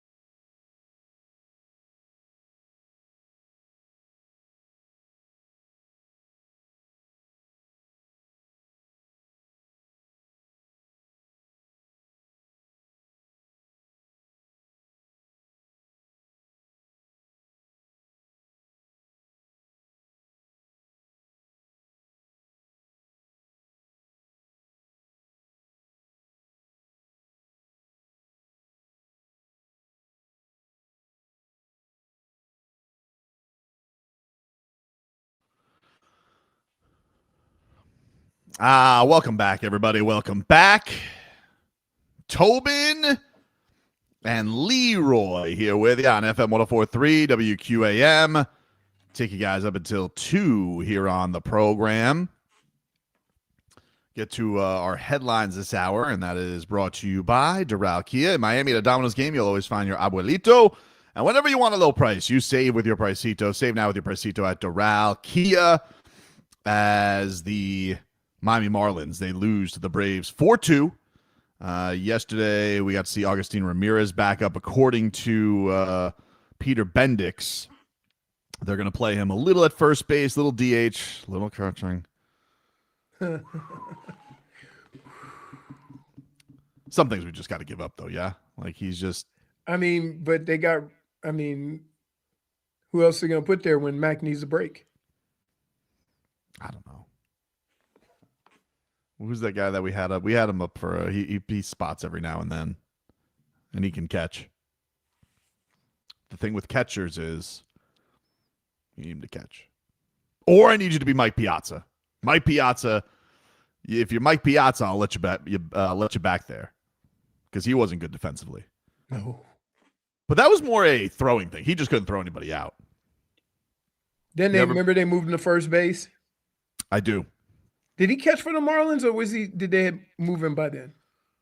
I mean, he's only here for 7 games. I think he just caught because he was still pretty young there. He was in his prime. That was the Sheffield trade, and it was just kind of a stopping place until they moved him to the Mets. That's crazy. Would have loved them to just. Would have loved for them to just stick it out. Would have been cool. But no, they probably saw that contract and say, "How quick can we move him?" I mean, that's what they did with the whole team. Right. The whole team. They were rats off a ship and ready to move on. So I don't know, dude. I don't know. So it is. Yeah, it is. It's an adventure when he's back there. It's an adventure when he's back there. Do you guys see this Tony Romo situation? He's put on leave. Yep. There we go. With the he was put on leave with the OWI, not a DUI, and JJ. What does OWI mean? Operating while impaired, I believe, or intoxicated. Okay. Wisconsin can't be intoxicated; it's impaired. Wisconsin's got cute names, you know. But he's been put on leave, and apparently CBS is looking at this as like the excuse to get rid of him because they're sick of Tony Romo's ass. To be honest with you. Man, he wore out his welcome quick. He really did. You know, he really didn't even get no gray hair or nothing. Nope. And so it seems like JJ Watt is going to infiltrate. He's going to be in the booth. How do you, like, for the life of me, I can't figure out. There ain't nothing in the world that good that you risk 17, 18 million a year to watch football. I know, right? Like I get it. Like as athletes, you do stupid stuff, right? But I wasn't gonna never threaten my money. Right. It's such an easy gig. Easy gig. Just show up, say, watch football, Jim. Right? That's all you had to do. But there you have it. There you have it. It don't matter how much money you make. People still gonna do knucklehead things. Yep. So You know, anyway, JJ, and the only thing now is here's what Tony Romo's camp gonna come out and say. He has a problem. He's going to rehab. Right. Because that puts it in a different. You see what I'm saying? Yep. So JJ Watt is apparently one of the guys, and they're also saying that Greg Olsen could jump ship. Greg Olsen could jump ship from Fox because he's now kind of blocked out of the top gig because Tom Brady is the top gig. Right. And so he's been looking. I think that messed with his money too. So he's looking for a pay bump. And so there could be a couple contenders there for. He's gonna be doing the Ron Pitts games now. He has been doing the Ron Pitts games. He has been. He's been Ron Pitted. Dude, I'm telling you, that would go down in history as one of the funniest things that ever happened in my life. We got it's one of the best. Yeah. Wasn't me. Like, what? Crazy. Legitimately crazy stuff. But in the meanwhile, we got word yesterday from Barry Jackson that the opening team for the Dolphins week 1 will be Chris Myers and Mark Schlereth. We are not in the category of Kevin Harlan. We got to work our way back. I like Mark Schlereth. He's there's a fine line between informing and talking like you know everything about football. Because as knowledgeable as I am, I believe this. And we used to watch film over and over and over and over and over again. And part of the reason why you did that is because you might notice something a little different the next time you watch it, because you're looking for one thing and then you see that and then you go, I'm going to look for something else. Let's see what this guy's doing. Let's see how this guy plays it. Let's see this. And I think our job is not to tell you what you see, but help you understand what you see, because you might all see something different. You watch a game, you're looking at one thing, I'm looking at something totally different. And so my job is, I understand what I'm seeing, is to help you. And so some guys do that job trying to inform people of how smart they are. Well, that's why you got the job. Why don't you help people understand what they're looking at and help them understand, how to comprehend everything that's going on the field. So then I think it makes the game more enjoyable. Handsome Daffy says Kevin Harlan will be back when Jeremiah Smith is here next year with Chris Bell on the other side. Oh, that would be Goosey's. He's got Bell. But here's the question. Jeremiah Smith will be a top 5 pick. Yeah. What if you need a quarterback? See? Can't control those things. You feel like he's got to be really bad for them to be like. I think moving on with him. Right? I personally think that it's going to work out and it's going to get to a situation where you're going to have to decide whether to pay him. I do believe that. Partly because of how he handles himself, partly because it just seems early on he's a part of everything. He's not separate, right? And that carries a lot of weight with some of the guys in the locker room who maybe didn't feel that before with Tua. I think he's going to work out. Do I think he's going to be a top 5 quarterback? No. But what I'm saying is that you just need a competent guy that's going to make plays. You don't need a guy to throw for 5,000. It helps, right? It helps having one of those guys, but everybody can't have one of those guys. But you need a competent guy, a reliable guy, a guy that's going to line up every week and play football, and that's going to be able to keep everybody else in line when they're on the field. We've seen now it's basically gone to you're either an all-timer, and it's basically been hogged by 2 guys, Tom Brady and Patrick Mahomes, or you're part of the system and you have just an enormously swarming front 4 that's going to scare everybody to death. Right. So like I really that if there's one thing that I could, tell people is that when you watch football, stop saying, "Oh, we need a Josh Allen." Yeah, so does 30 other teams, right? Like sometimes you miss out on that talent. You missed out on Patrick Mahomes. You missed out on, Lamar Jackson, right? In fact, the Ravens saw something a lot of teams didn't see because most people thought he was too athletic to play quarterback. Right? Like, so like it happens.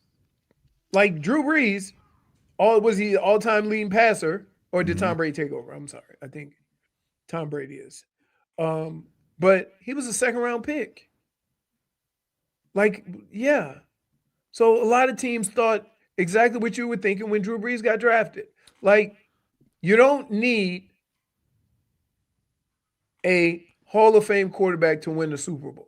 Well, you also need to know, like, unless one of the guys who's available next year. Right. Well, but here's what unless they are generating. Here's what I would say. They are going to draft a quarterback anyway, if that's who they want. They are. Yeah. They've said that's what they're going to do. So Whether he works out or not, depending on what quarterback is available, and depending on when they pick, they will still draft a quarterback. Like, don't worry about that. They have told you we'd like to draft a quarterback every year. That's what they did in Green Bay. They had Aaron Bleeping Rodgers and they drafted Love. Yep. Give us another weather update, Leroy, brought to us by Tornado Roofing and Contracting. Have a leaky roof? Take action now. Get your free estimate. Call 954-968-8155. I'm a little nervous because the clouds have thinned out and I can see the sun, or it's brighter anyway. But that's usually because they're forming and they're going to come back with that evening thunderstorm. Winds are still light. Let's see if I can see some cloud movement. Clouds are coming out of the east, southeast. And I'm still saying about 5 miles an hour. Trees aren't moving. And was it 12 after 12? 89, 90 degrees. Wow. All right. Getting soupier, everybody. Getting soupier. Odyssey Stars and Strings is back. Enjoy an acoustic evening of songs and stories from some of country music's biggest stars, including Lee Brice, Kane Brown, Brantley Gilbert, and more at Hard Rock Live at the Seminole Hard Rock Hotel and Casino in Hollywood, Florida. It's going to be on Thursday, November 12th, and tickets go on sale Friday. Get all the details at starsandstrings.com. Stars and Strings supports Folds of Honor. We'll take a break. Speaking of the QBs, some rankings are out right now, and we'll give you where Malik Willis is landing in some experts' eyes. Wait, that's after this. Is he above Tua? Yes or no? Oh, you already know. I know, but we'll get to it next. Okay.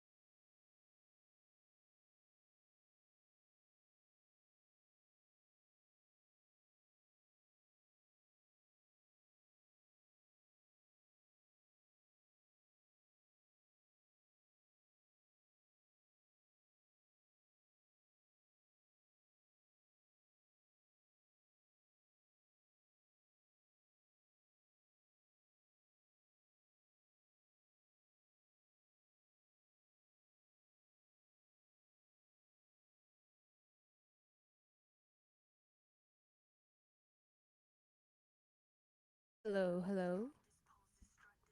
Hello. Check. Hello. I'm getting the echo. Hold on. No. Check.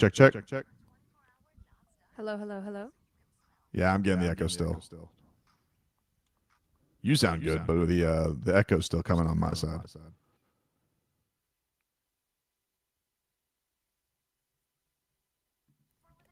Hello, hello, hello. Yeah, it's still hold on. Check. Nah, I'm still getting the echo. No. Nope.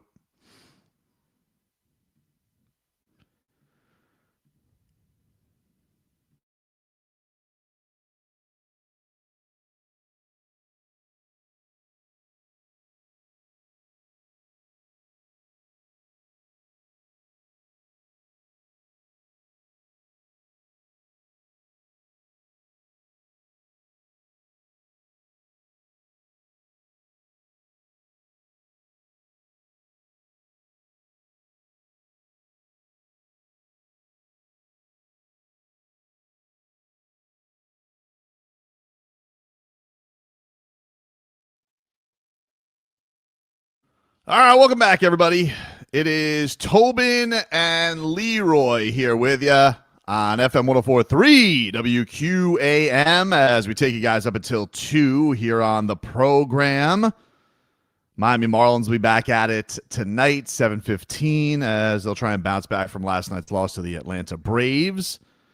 And the Dolphins got the day off from camp. They'll be back at it tomorrow. You know why we can't talk like grown-ups? Why? Because I said, I don't need Malik Willis to be a top 10 quarterback. Mm-hmm. And they go, so now everybody's sending a list. Send me the top 10 and then send other. He's nowhere on the list. That's not what I didn't say he was going to be. I just said, like, you. I don't even know what list they're referring to other than the list I have, which is this is a list from The Athletic. It's from Mike Sando, who had 50 executives and coaches rank the 35 veteran quarterbacks in the league right now. And he did it in tiers. So I love it's not just a list, but it's who's in what tier. So, for example, tier 1 carries his team each week. Team wins because of him. Expertly handles pure passing situations. Has no real holes in his game. So that's tier 1. It's like 3 guys, right? It's not a very big tier. It's Right. not a very big tier. It's Patrick Mahomes, number 1. It is Josh Allen, tied for number 2 with Matthew Stafford. Josh Allen is the pick machine at the wrong moments, though. But I get, okay, I'll give you Josh Allen. And then Matthew Stafford is tied with him for 2. Yes. Mm-hmm. And then number 4, Joe Burrow. So that's your tier 1. Man, he had early success in his career, and we just gone. We're just milking it, Greg. Yep. Joe Burrow can do no wrong. He's always going to be listed as one of the top quarterbacks. I'm telling you, dude, he needs more haters. But is that crazy, though? I don't know. The guy just keeps living off of it. And even on this, there's only 4 guys out of these 50 who voted him tier 2. 46 still said that he was one of the top guys in the league. Where's Lamar Jackson? He is number 5 in tier 2. Okay. And he was split. 22 people had him in tier 1, 28 had him in tier 2. I guess you have to have a majority to be a tier 1. I think that's how it works. Not really. I mean, so tier 2, this is what it says. Carries his team sometimes, handles pure passing situations and doses, or has other dimensions to elevate him above tier 3, has a hole or 2 in his game. That's what they refer to as tier 2. What's Lamar's hole? I'm assuming just losing in the playoffs. But that's not a hole. Jackson made his tier 1 debut, but slipped back to tier 2 after failing to threaten defense as much with his legs in 2025. Quote, I'm not sure how much he wants to run and take hits anymore. He can't be special without that threat of a run. I think that he needs to be more active when he runs. It used to be when he would go out run you. Now he goes out there and he's not always moving with a purpose. Jackson's rushing yards fell per game by about 50% year over year, and so did his tier 1 votes. Okay. So as you get older, right? One of the problems with quarterbacks that have the athleticism of Lamar Jackson is when they get older and they're not as fast, they don't have the ability to throw from the pocket and their career ends. Ask Cam Newton. What Lamar has done is try to transition to that, throwing more from the pocket. And we take that as a knock on him. Right? That's kind of crazy. When you complained about that's like when he got into the league, he complained he couldn't throw from the pocket. Then when he starts throwing from the pocket, you complain that he can't run. That's a terrible.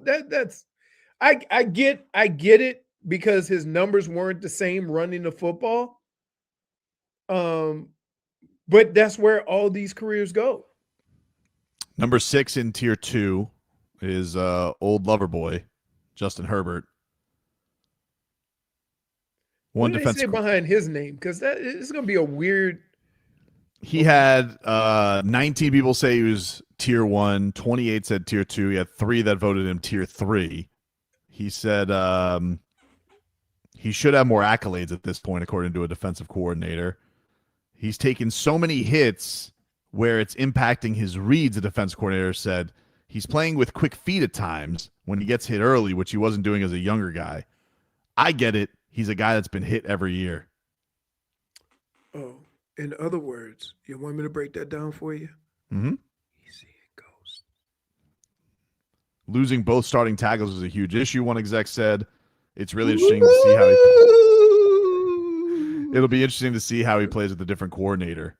He gave a different term for happy feet. Yeah. Like ghosts. That's basically what Sam Bradford was saying. I'm not looking at the defense. I'm looking at what's going on around me. I see ghosts. He's got Dak Prescott 7 in tier 2. Drake May is tied for 8 with Jared Goff. Oh, they give him based on last year, right? That's it. Jordan Love, what? Drake May or Jared Goff? Drake May. That's his second year. Pretty good against the Super Bowl. He had a really good year last year. He did. Jordan Love rounds out the top 10 for these people. Then 11 is Brock Purdy. Is that when we go into tier 3? When the hell does we get to tier 3? Oh no, tier 3. Hold on. Hold. I'm confused. This list is confusing. Is he tier 3 or is he tier 2? I don't know. Brock Purdy's 11. Caleb Williams is 11 and is tied for 11. Jaden Daniels is 13. Let's get to Malik Willis. Malik Willis is ranked 29. Top player in tier 4. Unproven player. Not enough information to classify. Veteran who ideally would not be a full season starter. Malik Willis They don't know that. But we also don't have a lot of information on period. Why Prescott over Hurts? Yeah, nobody likes Jalen Hurts, dude. What is it? Like, did he say something one time or something? Nobody his own fans don't like him. The media doesn't like him because you know what you associate with Jalen Hurts? One thing, tush push, which is crazy. You know what she's very good at. He's made some throws now. Yeah. And he's a Super Bowl MVP. Is that the first quarterback that gets, hell, Joe Burrow went to the Super Bowl and didn't win. Mm-hmm. Jalen Hurts won the Super Bowl. And he went twice. And he gets nowhere near the credit for doing that Joe Burrow gets. That's why I'm saying Joe Burrow needs more haters, dude. He does. And when is somebody going to say he got the best wide receiver tandem in the league? Oh, his entire career. Right. When is somebody going to say it? And this is not me being my biggest thing in sports is we pick and choose who gets passes and who don't, right? We pick and choose who gets ring protection and who doesn't. we pick and choose what guy gets credit for going to the Super Bowl and what guy doesn't, right? And we've always done that. And guess what? You know what it's time for, right? Well, he can't win the big one. He never gets that, though. He never gets it. That's my point. How does he get a pass? Jalen Hurts been to 2 Super Bowls, won one, and was the MVP. And you don't even, like, if that was any other quarterback, tier 1 or tier 2. It sounds like you're with me. You want to join me on the Joe Burrow hater bandwagon because he needs more haters. I don't hate Joe Burrow. I'm just saying that wasting your efforts on there's Aaron Rodgers.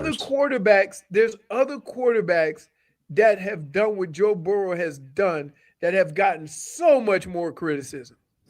Wait, Peyton Manning couldn't get past the greatest quarterback to ever see it, and he got nothing but can't get over the big one, can't get over Brady. Yeah, that's why the dude has 7 Super Bowl rings. Okay, so tier 3 doesn't start till 18, which is legit starter but needs a better running game or defense to win, lower volume of drop back passing suits and best. We like to call that a system quarterback where I come from. All this tier 3 nonsense. Let's hear it. Bo Nix. Yeah. Aaron Rodgers.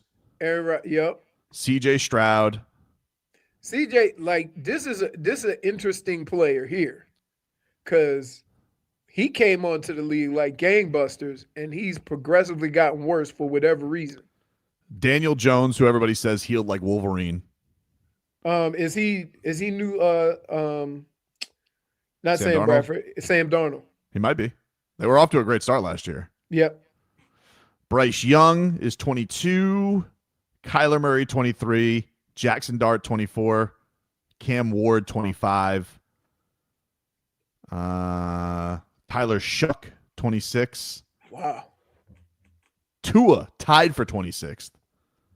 So they got Tua above Malik Willis. Yes. Can we just only a couple spots though? Do you want to hear what they have to say about Tua? Oh yeah. All right, Tua. He was voted by the 50 guys. 29 said tier 3, 21 said tier 4. Only Geno Smith dropped further than Tua Tagovailoa on average tier vote from 2025. For the first time since 2022, Tua got no votes higher than tier 3.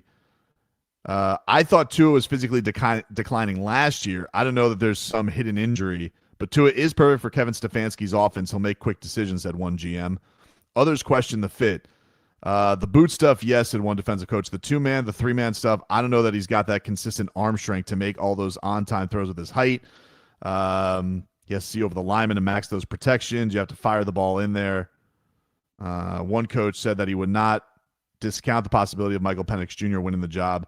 If it's a true competition there, I could see Penix reeling it in a little bit, use his arm strength. That would not surprise me. Can't make the club in the tub. Which both of them are hurt right now, by the way. Still, right. I think Tua is still dealing with a back injury. How your back? Probably from trying to lift all that damn money. My back! Oh! And then we get to tier 4. So after him was Kirk Cousins, and then Malik Willis was 29th. All right. The headline on it showed glimpses, but I don't know what it's going to look like in Miami, said a former GM. He had 17 votes as tier 3, 33 votes as tier 4. They write 6 starts and 155 career passing attempts aren't much to go on, but it was enough for 17 of 50 voters to place Willis in tier 3 as a legitimate starter. Quote, he's got some energy, some bounce to him as a passer and a runner, as one exec said. Out of this year's veteran class, he's the one guy who say, okay, if we sign him, we give him a couple of years, and maybe he can ascend to level 2. So here's my question. You see that list. What tier do you have to be to win the Super Bowl?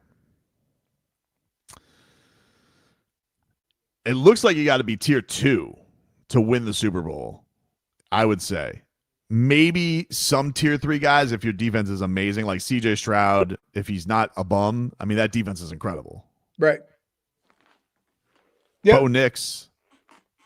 Bo Nix would have went to the Super Bowl last year if he was healthy. Yes. So I think that's the line. Bryce Young went to the playoffs. But if Bo Nix would have went to the Super Bowl and beat New England, he would have been up a tier. Right? Yes, 100%. Okay. 100%.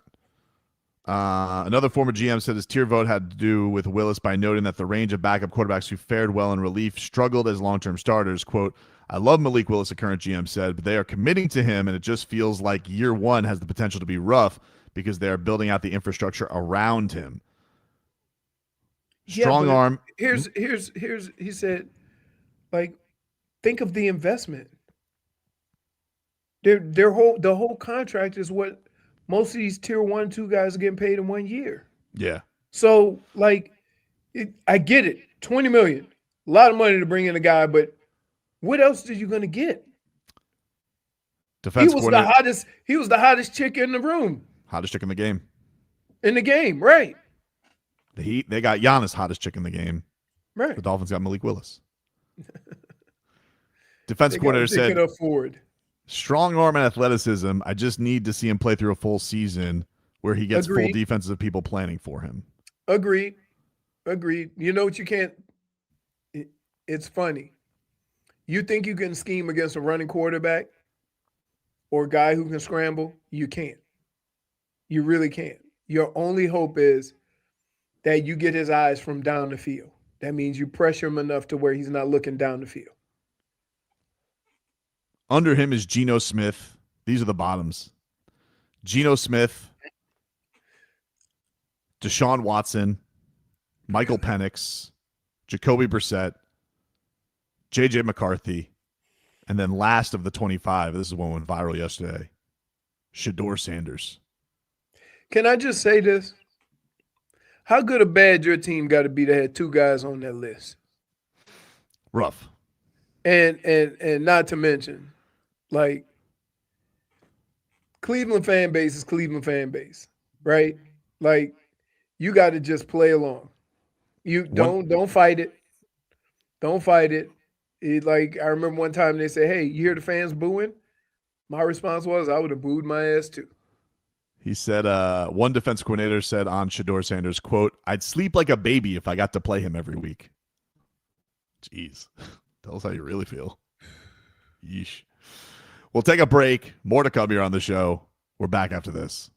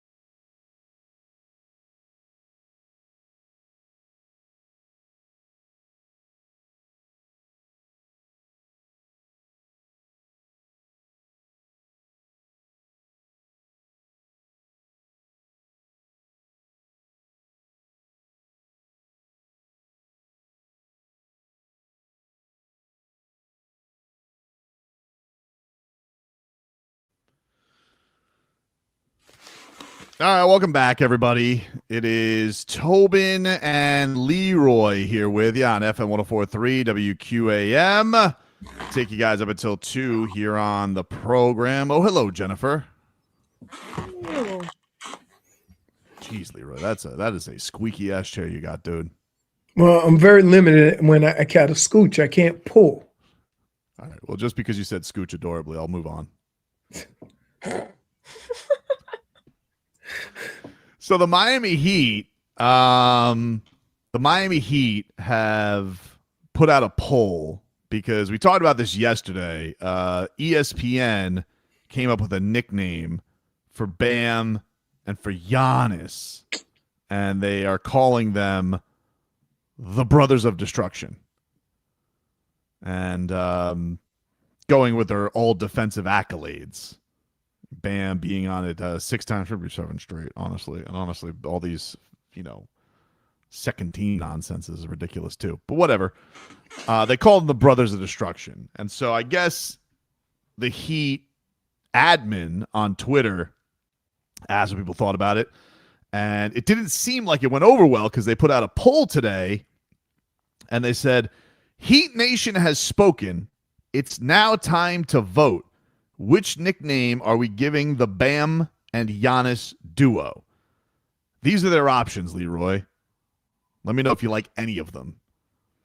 Bad Boys, Smash Bros, Rim Reapers, or Biscayne Barrier. Do you like any of those? I kind of like the Biscayne Barrier. That's cool. The Biscayne Barrier. Yeah, because all the other ones are kind of. Well, Bad Boys is the Pistons. Like I feel like you're stealing. But that's unique to Miami. Yeah, I understand it. I get it, but it's already got a famous one in basketball that's checked it off. Right. Rim Reapers feels like a play on Slim Reaper, but it also seems like guys that dunk. Which they do. I mean, Bam and I'm talking about like Vince. Like yes. Like Blake Griffin in his prime. Yes. Smash Bros. That feels Kachucky, like you said last. Right, that's what I'm saying. I don't love Biscuit. I don't honestly love any of these, to be honest with you. Hey, admin. I want to can't do Twin Towers because Bam's only 6'9". I saw one. The boys at Locked On Heat. Wes Goldberg and Dave Ramil, they were taking suggestions, and they had a tweet today, and I liked this one. I want to know what you thought of this. What do you think of just the A team? Antetokounmpo, Adebayo, the A team. That one's slightly better. I like that better. I like that better. I like that better. I like it. I like that better. You think they should play that music right before they announce them as the last two? Maybe. I liked Wes and David's suggestion. I don't know if they came up with it or their listeners came up with it, but I liked the A team. I thought that was Barrier. I don't really care for that. It's too long too. I don't like. It feels like are we Australia, the Great Barrier Reef? Like I don't know. Right now, the A team is the best. I like the A team. I think the A team. I think the Locked On boys may have stumbled on. I like the A team. Right now the votes are, and they got 4,500 votes so far. Rim Reapers is the leader right now, 31%. Then Smash Bros, then Biscayne Barrier at 23%, and Bad Boys at 18%. I think everybody's kind of on to, hey, like you can't steal that. But I kind of like the A team. I think the A team. I like the A team. I like the A team. I think that they came up with that. I think that was a great idea by those guys. So shout out. Brothers of Destruction. I don't even understand where they came up with that. What does that mean? The Brothers of Destruction. I mean, like, are we talking about brothers? Yeah, I don't know what that. Again, that's the Kachuk brothers. Also, give that to them. Brothers of Destruction. Should we be coming up with a nickname before they play? Is that bad mojo? Yes. I don't know. Like I feel. Did we give the big three a name, or is the big three the name? The big three was the big three. They became the Heatles. Like that's also that was down the road. That was down the road. They became the Heatles. Right. So I don't know. They should let the name find them.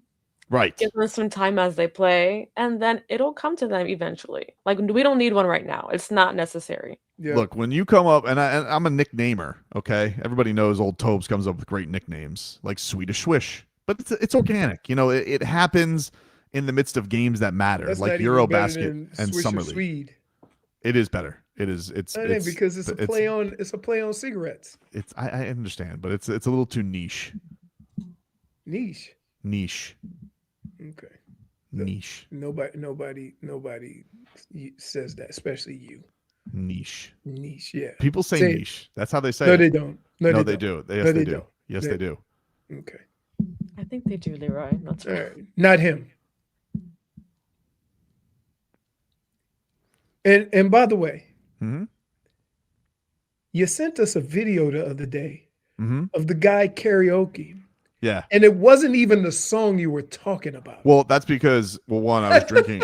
I did text you about the elements, though. I said, but that I didn't get him doing Brown Eyed Girl because I was drinking. But I was like, I gotta send this. What did he have, a whole concert? Dude, that's what I'm saying. He did like 9 songs. I mean, he kept taking the karaoke mic. And he didn't get, but like, was he the only one singing the entire day? No, he wasn't the only one, but he was definitely, he had the most at bats. D Sizzle said Tobin's nickname is Quiche. I like quiche. I do too. It's very yummy. I make a mean quiche. Do you really? Yeah. Really? Seafood. It has crab, shrimp, cheese. Got a little kick to it. Dolphin Kane says, I say niche. People say niche, dude. I'm telling you. Okay. People do.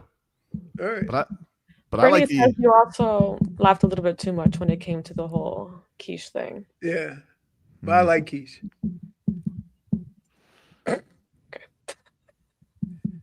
People say it. I'm telling you, dude.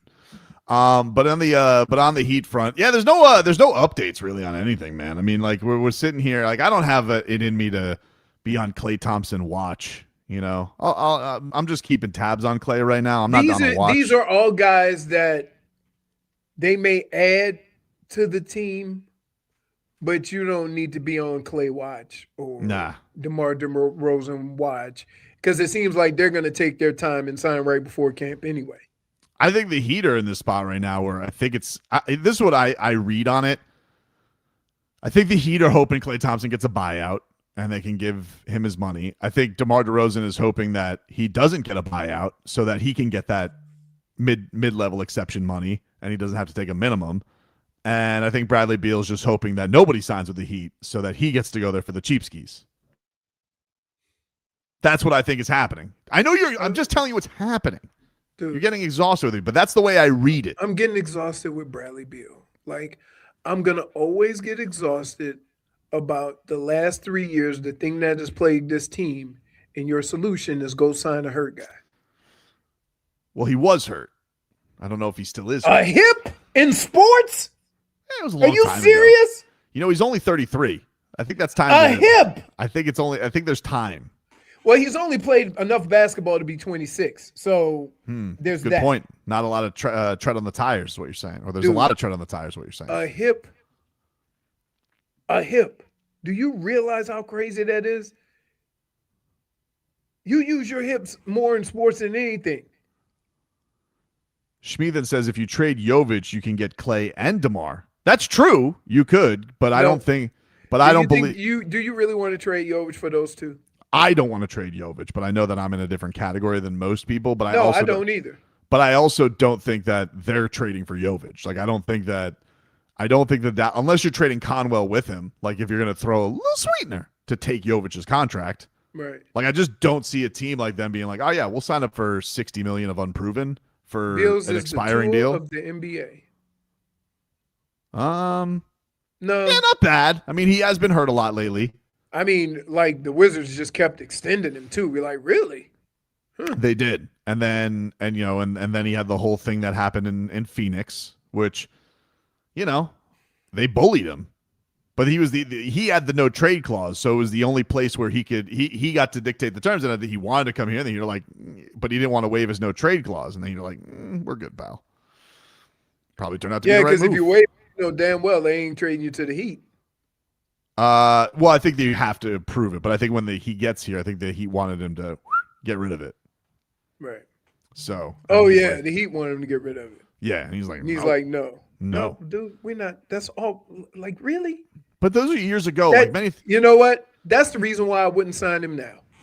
Just because they didn't want him in the last place, or he wouldn't put his no trade clause. Right. I get you. You're not gonna. But put you me don't in feel a like bad spot. you don't feel like we're kind of like out late at the bar and it's looking a little hazy and it's like Bradley Beal. No, too shabby. You know. Never been that drunk. Really? Yeah. No. Interesting. No, and like yeah, Hmm. there's like even drunk you have limits. Bradley Beal is my limit.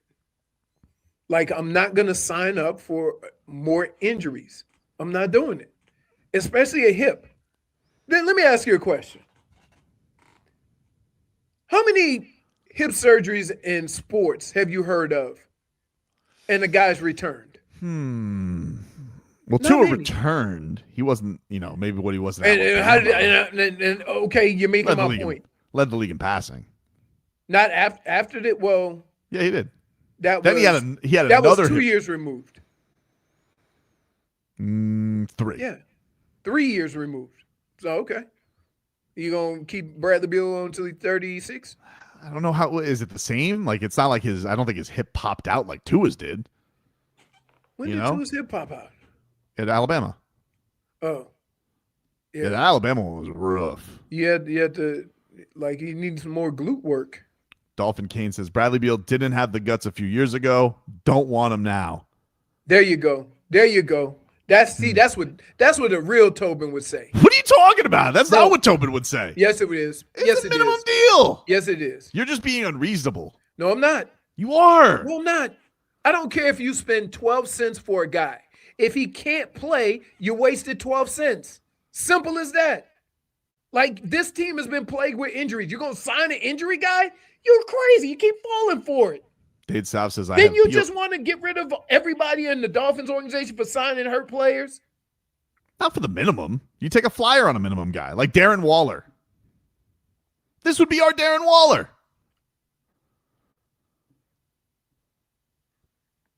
Dude, stop. What?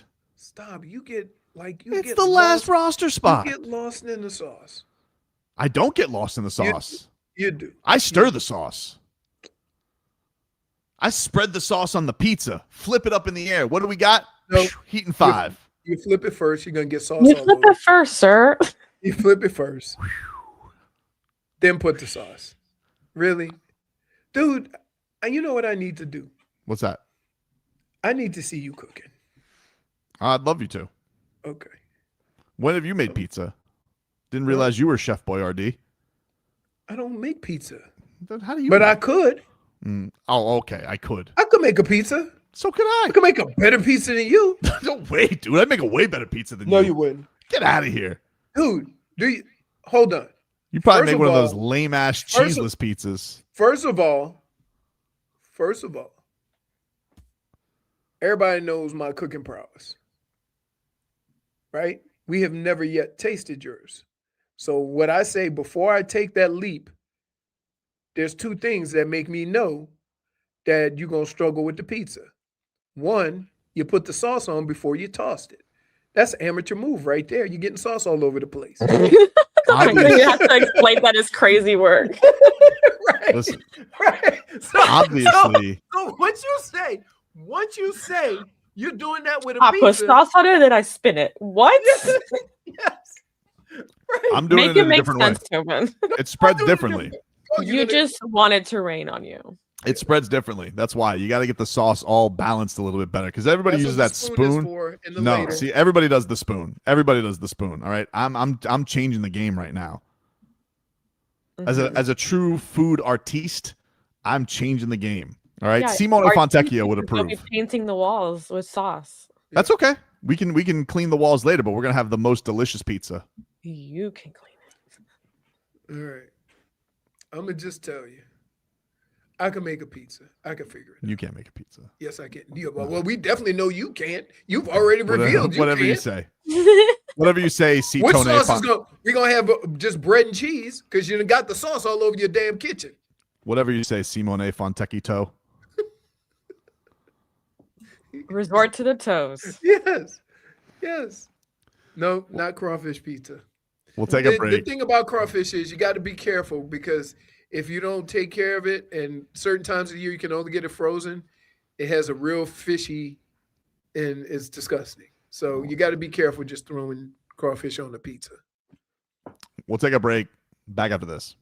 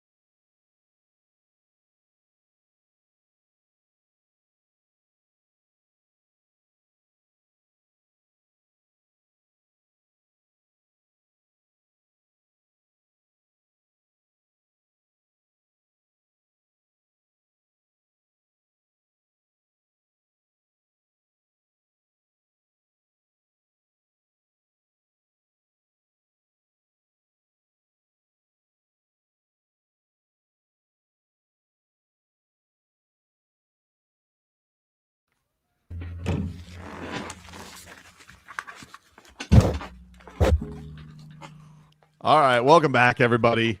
Tobin and Leroy here with you on FM 104.3 WQAM. Give you a weather update here, brought to you by Tornado Roofing and Contracting. Don't wait until next storm to hit. Get your free roof and window estimate. Call them today at 954-968-8155. Currently, right now in South Florida, in the 1 o'clock hour, it is 88 degrees, some thunderstorms sprinkling around town. You know how it is. Everybody be safe out there and drive safe out there because we're all dealing with it. All right, people? We're all dealing with it right now. In the meanwhile, get to our headlines as those are brought to you by Doral Kia. In Miami at a Domino's game, you'll always find your abuelito. And whenever you want a low price, you save with your Pricito. Save now with your Pricito at Doral Kia. The Marlins, they'll be back at it tonight. 7:15 is your first pitch from that hellhole in Atlanta that they can never win in. 6:30 will get you going with Marlins on deck. So let's go, boys. Trying and no stealing to end the game either, right? Too cute. Too cute. Too cute. Although you understood why. Yeah, trying to make something happen. Yuri Perez is on the hill tonight. And looking forward to that as the Marlins look to keep afloat. Currently, right now, if we'll take a little looky-loo at the standings, the Marlins in the wild card chase are 2 games back. They're behind San Diego also to get to Arizona, who's got that last spot. Philly, though they've been stinking up the joint, playing a little better now. They have the second spot, and the Cubs are pretty locked in right now. They're 5 up in one of the wild card spots, so they're looking good. They obviously have a strong division with the Brew Crew in there as well. And the Brewers yesterday getting to their NL Best 70th win, 70-43 on the season. So, listen, it's not all lost for you, Milwaukee, all right? It's not just that you lost Giannis. At least you have the Brewers. Don't get upset. Chin up. Buck up, little fellas. Baseball's here. Everybody be in a good mood. Everybody was happy yesterday. The Dodgers are losing a lot of games. They've lost 5 in a row. That's crazy, right? Scooble made his debut yesterday. Now they're still 9 up on the division, so they're sitting pretty. I mean, it'd be a pretty crazy collapse if they lost it. But, I mean, baseball sometimes.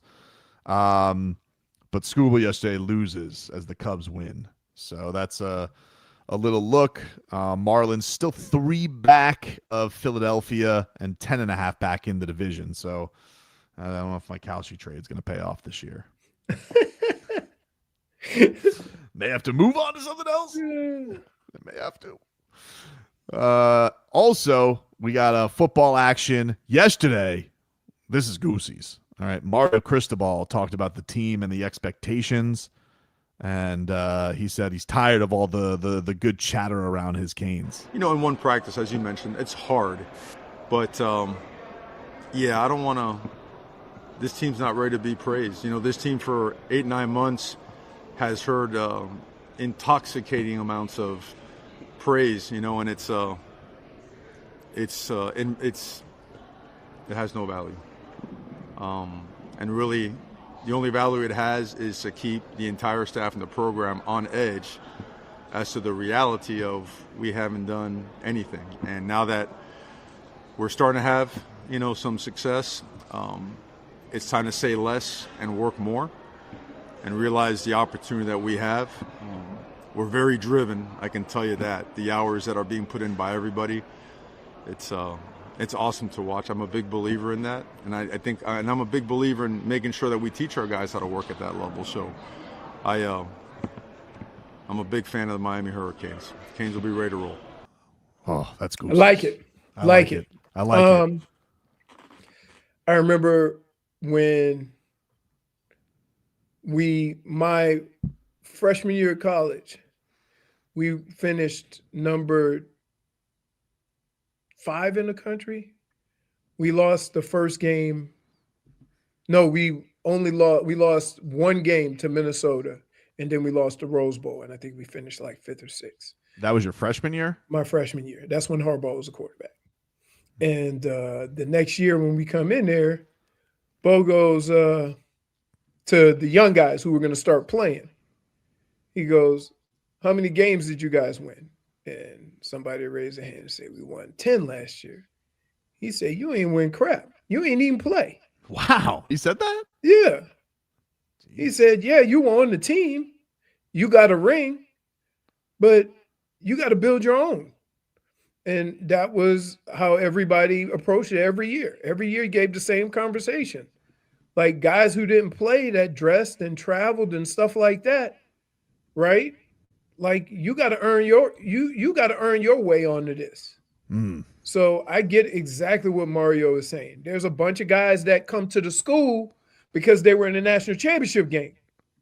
I do like though. I like when he says they're not ready to be celebrated yet. That's tough. That is tough. Yeah, it is tough. That's tough. Right. Immediately concedes. And you know what the crazy thing about it is? The guys that played last year, you won't hear any. You'll hear the same thing from them. If you ask Malachi, if you ask all those guys, you know, he might say something to the two guys that came over from Duke. Yep. Like, look, all things being equal, you play football for Duke. This is Miami. You know, so like, yeah, that's the motivation that a coach uses every year, whether you think it's BS or not.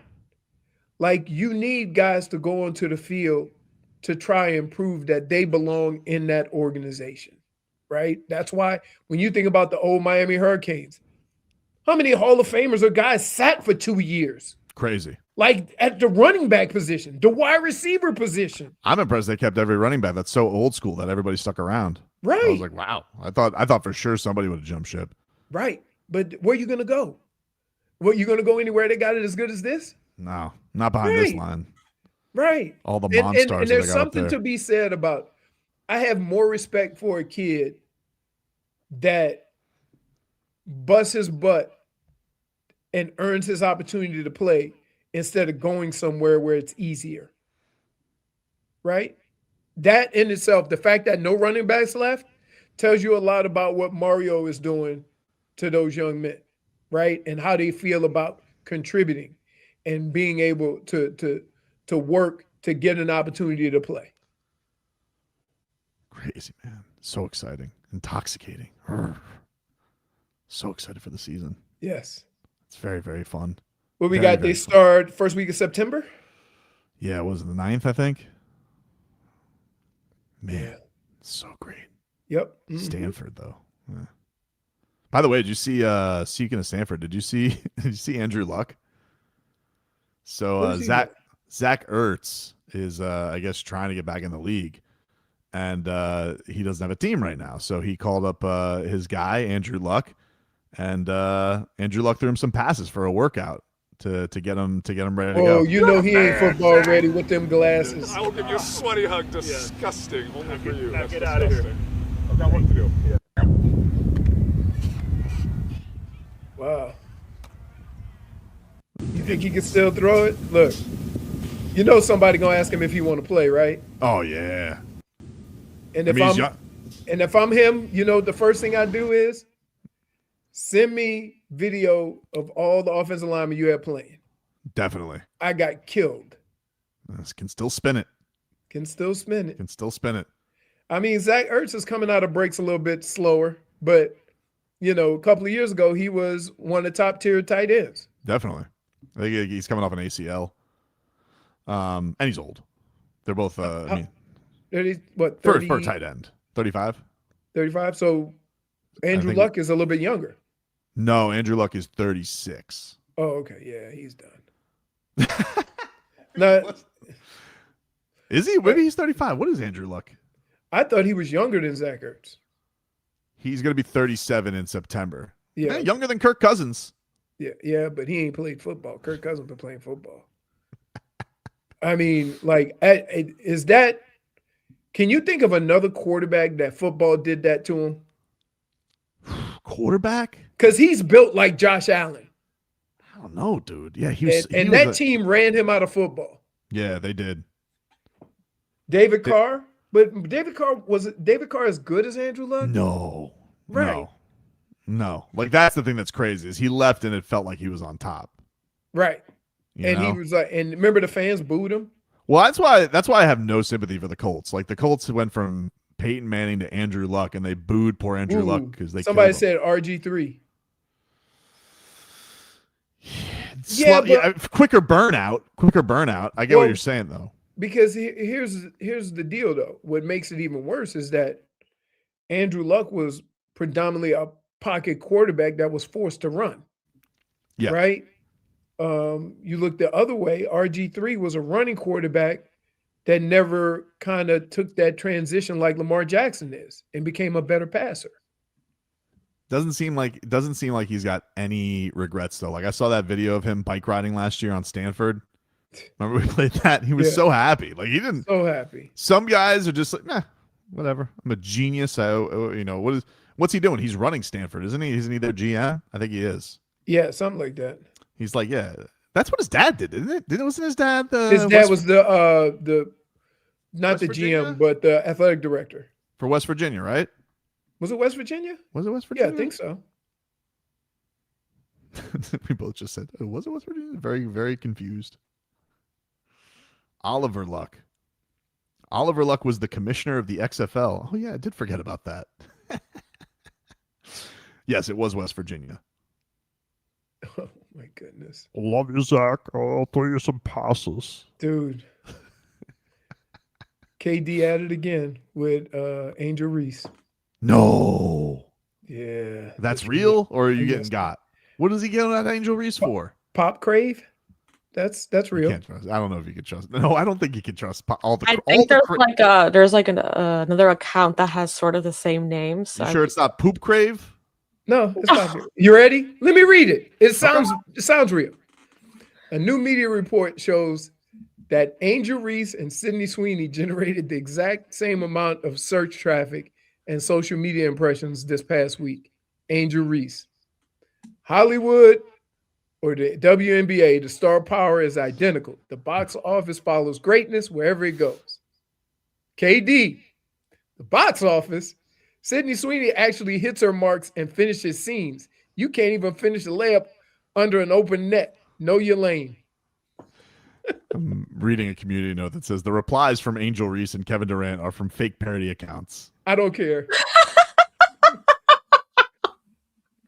It's like giving a rattlesnake a bazooka. Like I don't even like giving Leroy the Twitter for you page. Day South, why are you keeping score, Day South? It's crazy, dude. Oh, Leroy, I love you so much. Take a break. We're back after this. Leave me alone.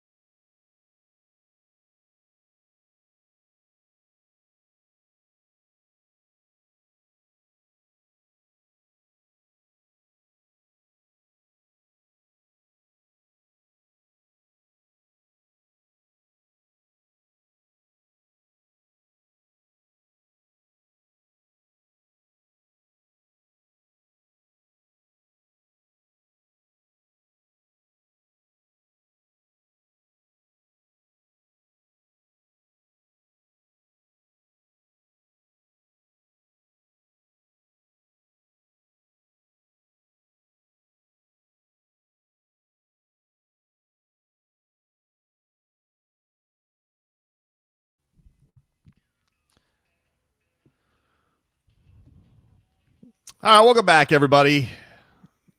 Tobin and Leroy here with you on FM 104.3 WQAM. Take you guys up until 2 here on the program. You got Marlins baseball back tonight. We got the Fish and Braves game 2 of their 3-game set. Peter Bendix telling reporters yesterday Augustine Ramirez is going to play a little first base. He did say Max Meyer is going to pitch again this season. Need him. Need Max Meyer back, dude. Guys, he's another one. Hey, Handsome Daffy said, Leroy, text either Tobes or the girls first to fact check your tweets first moving forward. Nope. I agree with that. I mean, but you won't. He's not going to do that. And I checked on the show. That's all. Yep. But why would you think that's real? He said it looked real. They always look real. Like there's no distinguishing it for you.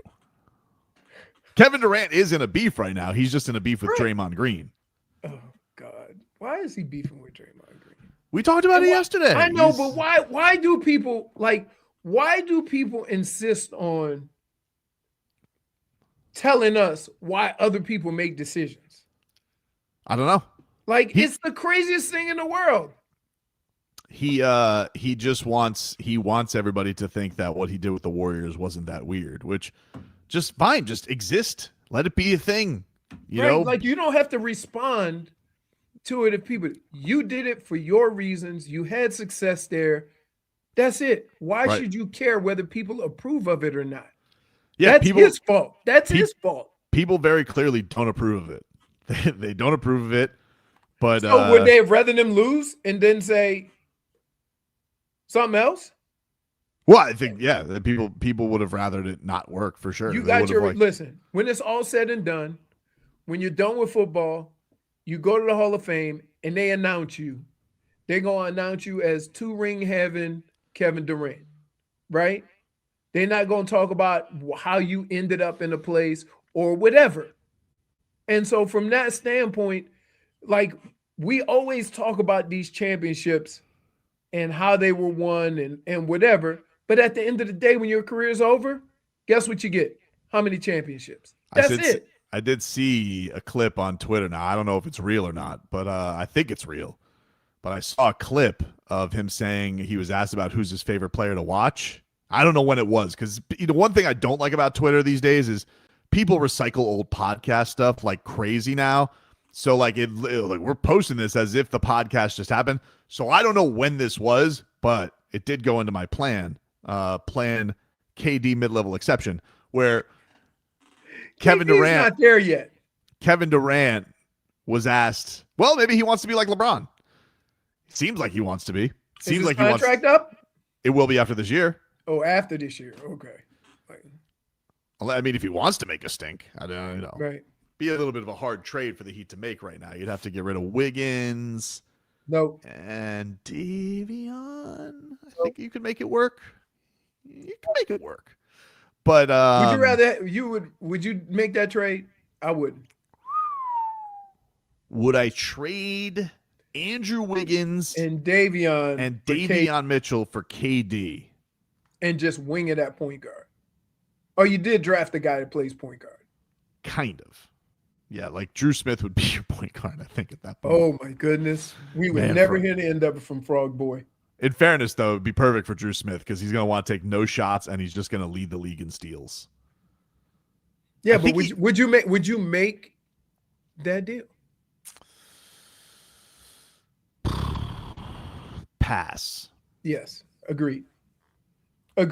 On answering. That's not like you, too. I think I would take that deal, but I don't. That's not like you. I don't want to say that I would take that deal. That's not like you. I was just getting ready. I was thinking that we're gonna bump heads over this one, and you said pass, but you really didn't want to pass. If it happened, would I be upset if it happened? You know, I can't say I'd be. I can't say I'd be upset. Sports get you all the time because you take a hard stand on somebody, and within a year, that guy's on the team. I do. I mean, I like Davion Mitchell, and I like Andrew Wiggins. I mean, he's really grown on me, even though he's wearing Jimmy Butler's number. But I mean, if it had to be Kevin Durant, if I had to go through with it, I mean, would I be upset? Hard to say.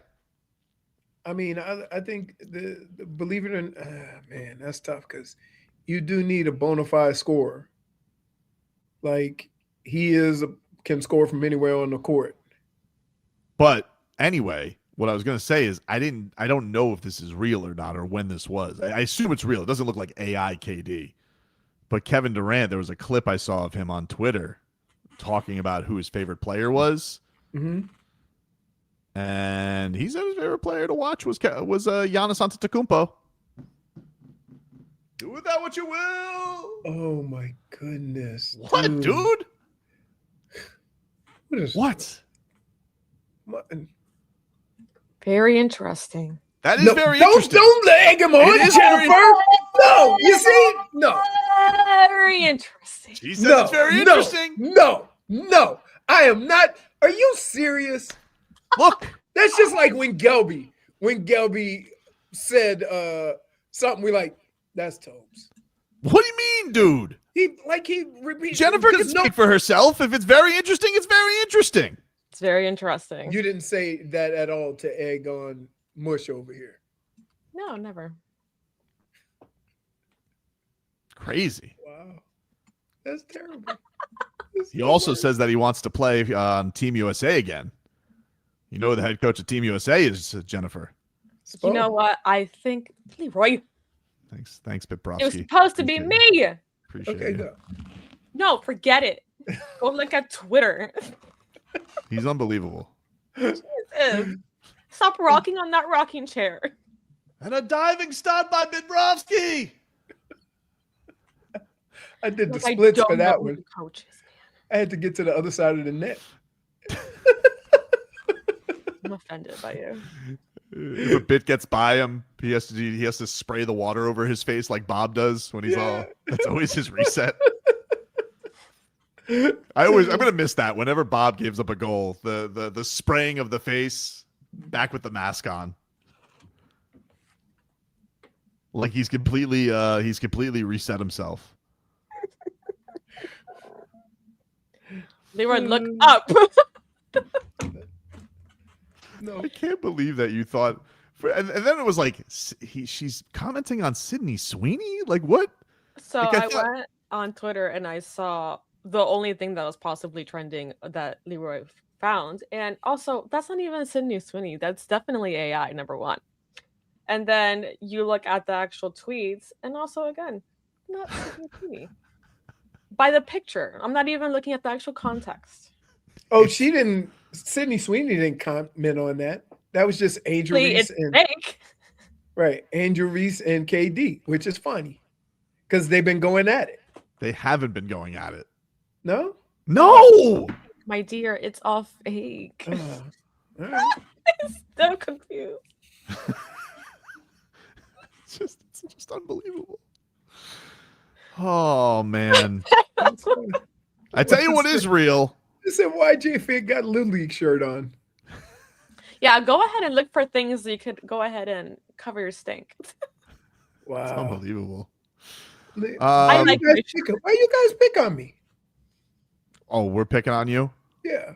We're picking on you? Yeah. We're not picking on you. I think you can give him a -1. And Brittney wants to give him -1, yes. We just have to not talk when you do it. So you can we could try. -1. All right. I think it worked. Hey. I think that anytime do you realize just mute you everyone realize and let her talk. You realize that you literally said you can play the -1 if you don't talk, and then you talked and echoed. No, it's because someone was unmuted. Oh, okay.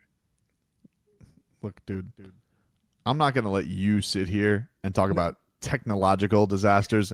Not when you thought that Angel Reese was beefing with Sydney Sweeney and Kevin Durant.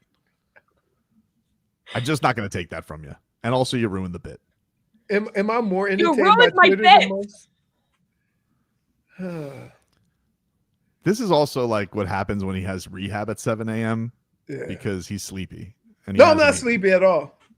He usually I wakes got- up at 5 a.m. What are we talking about? Yeah, Not but now lazy. he's got to. Now Hey, he's. I'm gonna look like Ben Stiller at the end of Dodgeball. because I'm just sitting around. I can't do nothing. I can't go to the gym. I can't really sweat because my stitches are still sorry. Right. I took my brace off to take a shower. Normally I leave it on, and I'm scared because, if you're married, your wife has put slip and slide products on the bottom of the shower with her hair care products, and I'm scared I'm Conditioner going to is fall. slippy. Yeah. He's not wrong about that. But I had to force myself to shave. So I may have hair behind my ears because it was difficult. It's going to take you a while to grow it back, dude. I apologize. No, it's not.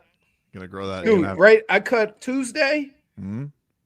I won't cut until next Tuesday and watch what happens. It'll just like oof. That's adorable. I want to pinch your cheeks, Well, you're not But look, this is look, I haven't cut this. This is from the beginning of surgery. Yeah, look at that. See it. You look like Jacob Rodriguez. Somebody said I look like Chips. You don't have it like that, right? Huh? Is that how you usually have it or no? No, I usually have he's going No, mustache. I know you always have the goatee and stuff. No, it's usually a little bit thinner. Yeah, I trim it. say, I trim it up top, but I can't do it with my left. I'll cut my nose off. I like it. I like the look. Hey, baseball season is in full swing. Leroy kind of looks like a middle reliever right now. There's no better place to trade it than on Kalshi, America's #1 prediction market platform. If you guys think that Miami can make their way into the playoffs, currently trading at 17%, as Leroy's got the Fairbanks up, to make the postseason, which means a $100 trade pays out at $525. Tonight, we got Atlanta and Miami. Miami trading at 45% to get the win, so a $100 trade gets you a $213 payout. On Kalshi, you're trading against your peers in a live market, meaning there's no house that has the probabilities change. You can buy in and out of your position. You download the Kalshi app today and use my code Tobin to get up to $500 in bonus credits when you trade $25. Kalshi, Kalshi, trade on anything. 18 plus only. Restrictions and eligibility requirements apply. Event contract trading involves risk and may not be suitable for all investors. Kalshi products are not available in all jurisdictions. Prices, values, and available markets may differ from those mentioned. For more information, see Kalshi.com/regulatory.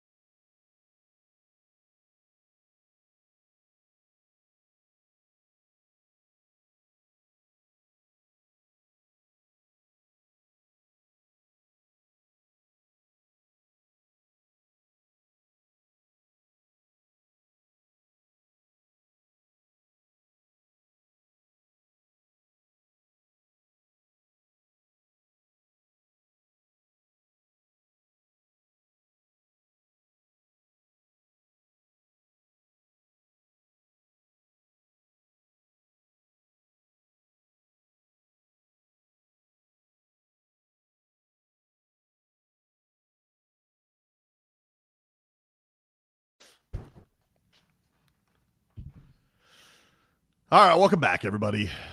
Tobin and Leroy here with you on FM 104.3 WQAM. We take you guys up until 2 here on the program. Somebody said I look like Timu Sam Elliott. All right. He always got the same role. Yeah. Always. Doing the same thing, Sam Elliott, in every role. Just talking all old. Look. Somebody asked me, did the PT hurt? It doesn't really hurt. It's just the swelling is going down, and it's really like I can't straighten my arm all the way yet. And they forcing it. So that's how it feels like it's going to snap again. That's how like the last season of Landman was. It was just Sam Elliott being annoying to Billy Bob Thornton because he was his dad. He's like, son, you don't even realize what you have in your life. He's like, Dad, shut up. And that was the entire, like every episode was that. And then his wife was incredibly horny. That's it. That's the show. And everybody loves it. It's just like, that's the bit. Look, that's how it always used to be. Gilligan was silly. The captain would get annoyed and the professor did smart things. And, that's how it would roll. That's basically Landman. Sam Elliott says, son, you don't even realize how lucky you are. Shut up, Dad. I'm annoyed. Next episode of Landman. It's just the entire show. Except the one with Jerry Jones, of course, where Jerry Jones gave us his life story. Which, by the way, speaking of, did you see Jerry Jones is considering bending on the whole sun glare issue? Because we know it's ridiculous that beautiful stadium is crippled by the fact that there is an incredible sun glare there and none of his players can see the football. And he has been very stubborn about this. He doesn't want to change it. He doesn't want to tint the windows. He doesn't want to put curtains up. But now, all of a sudden, he is having a change of heart. This was Fox Dallas with his thoughts on the matter. You're not thinking about the curtains, though? Well, do you know something? Thinking about it and doing something about it are two different things. For you, if you think about it, you could do something about it. But I think about it. It's hard to tell that time of the year because the sun's not the same this time of the year that it is in the fall. And that as you get on into sun changes and the angle of that sun changes from September through the year round. But as we look at it, I like some of the effects of the tinting. And so we're giving that a thought. I don't understand this. The Dolphins planned a stadium specifically so the sun was beaming on their opponents. That was a strategic build that they came up with. That shout out to Garfinkel. Like, they came up with that. This guy's sitting here being like, I've had this stadium open for 10 years. I don't have the research on when the sun is there. Dude, every year it's the same thing. Right. A lot of times you want the sun going from east to west. So you want it going over the sidelines instead of in the end zone. And a lot of times they position the stadium accordingly. You see what I'm saying? Mm-hmm. But it just seems like sometimes they just build a stadium where it just doesn't make any sense, right? Like, you don't ever want your own team to struggle playing football in your stadium. Have you seen what CeeDee Lamb has resorted to get used to this? I did see wear shades. CeeDee Lamb did the jugs machine with a bag over his head. He's just poking at Jerry. Right? I'm all in. Dude, I'm telling you what. The funniest thing about jugs machine, so there's a bunch of different drills you can do, right? Like, some guys, they do coming out of the break because they want you, so you go around the garbage can and the ball comes out soon as you get to the top of the garbage can so you get your head around. Otherwise, it's going to knock you out. Mm-hmm. The other one is they yell ball, and then you open your eyes, right? You always knew the guys who couldn't catch because they were icing their face. in between practices. And I'm telling you, like, well, how fast can they get that thing to go? Dude, are you? I'm asking. I don't know. It like crazy. You can probably get it to from 20 yards, probably 50 miles. I want to say 50 miles an hour, 60. Sheesh. So it's a heater, but yeah. God, that looks like such a fun job if I got to run the jugs machine. No, you, dude, I'm telling you, especially for punts. All you do is launch it. It looks. Keep in so mind, fun. the jugs machine is the old same ball that can throw to kick a ball 65 yards down the field. So if you're 15 yards away or 20 yards away, oh my God, how fast you right? Yeah. I mean, so yeah, you used to catch the jugs, and they used to always say, "Hey, if you're dropping balls in practice, go catch balls in the jugs." And somebody would always say, "You can't get knocked out with the jugs. People can knock you out." I just love the idea that Jerry Jones is just so stuck in his ways, though. Like he built, I mean, that place is incredible, Jerry's World. It really is. Right. But it's like they have this one flaw, and he just is like, well, thinking about it is different than doing something about it. And then the guy goes, but you own the team. Like, if you think about it, you can do it. If the players said something about it, his whole thing was, that's only for a brief period during the year, right? Because as the season goes on, the sun either gets lower or it moves a little bit. Well, that's why people are just suggesting, like, people are saying, like, just curtains, like, just for the game, right? You know, just curtain it. And he's just like, well, I'll think about it. I'm more amazed at this. What do you spend? $2 billion for that stadium? I don't know. Right? $2 billion and you're still getting sun in your players' eyes. Like, think about that. 1.2 billion. 1.2 billion. At the time, it was a ridiculous amount. That's a ridiculous amount back then. Now the one in LA is $1 bazillion. Oh, SoFi? Yeah. But when you ask what's the most expensive stadium, I think they do it in today's money. SoFi Stadium costs $5.5 billion to build. Yikes. Right. So, like, yeah, it's crazy. But when was Jerry's World built? 15 years ago? 9, yeah. It's pretty old now. Right, it's still pretty awesome. old. But when that thing was built, it was unheard of. I bet you Vegas's stadium cost more than that. Oh, I bet so. More than $1 billion. Allegiant? Right. Yeah. Right. They told me that when they did the expansion to the Hard Rock, they spent the same amount of money as they did to build MGM. $2.3 billion for Allegiant Stadium, says Brittney. Right. But did you hear me? Like, it's the same.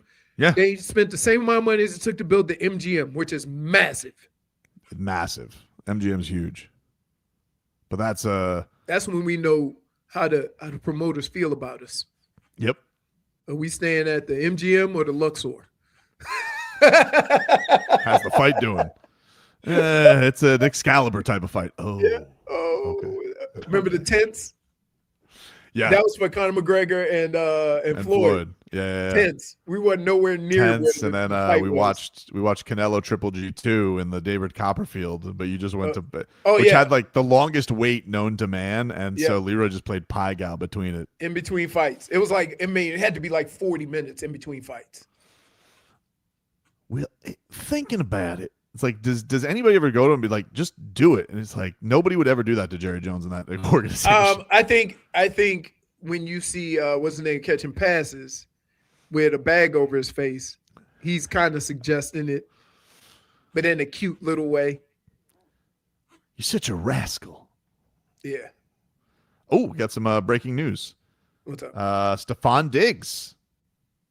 He is in deep discussions, according to Jordan Schultz, to sign with the Washington Commanders. Yeah. Brittany's saying there's wasps over there? That's what's going on at camp? That's what the thing is? In Dolphins camp? At I guess at Cowboys. But they don't at Cowboys or Cowboys.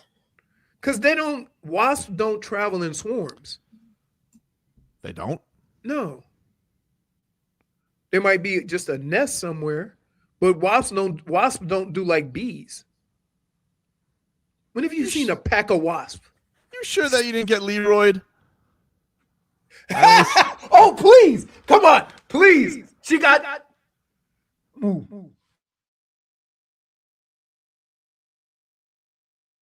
You want me to talk? Oh, I mean, I saw it on Twitter. Like, a bunch of people were saying that he's deathly afraid of wasps. So that's why he was wearing the thing. I mean, I feel like that makes sense. More sense than him wearing it for the sun glare, no? Well, so somebody got because that story was about, look at what. I see the tweet she's reading, and it's from a parody account. It's from Football Crave. Oh, so she got. So you got Leroyed because Football -1, Crave. Brittney. -1. They said great way. CeeDee Lamb, who has a severe fear of wasps, was permitted to wear a beekeeper mask today at practice.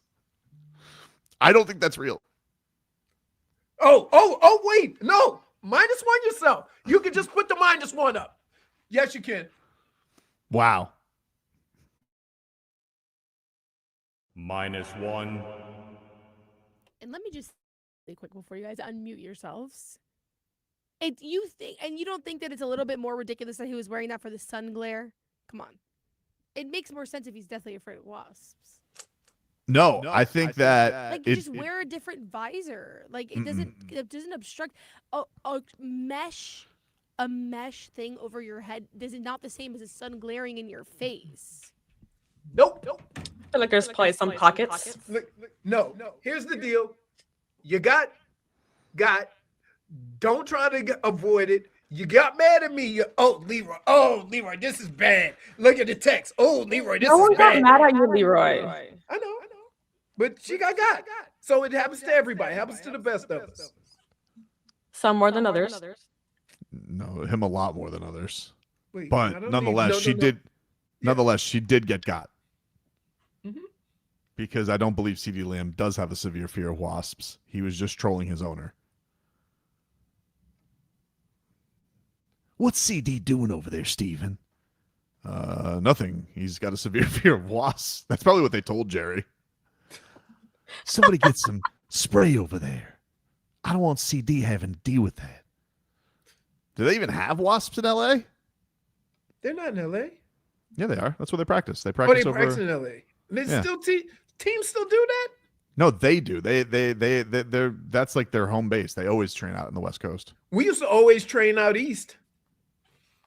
Ohio. Yeah, in the middle of nowhere.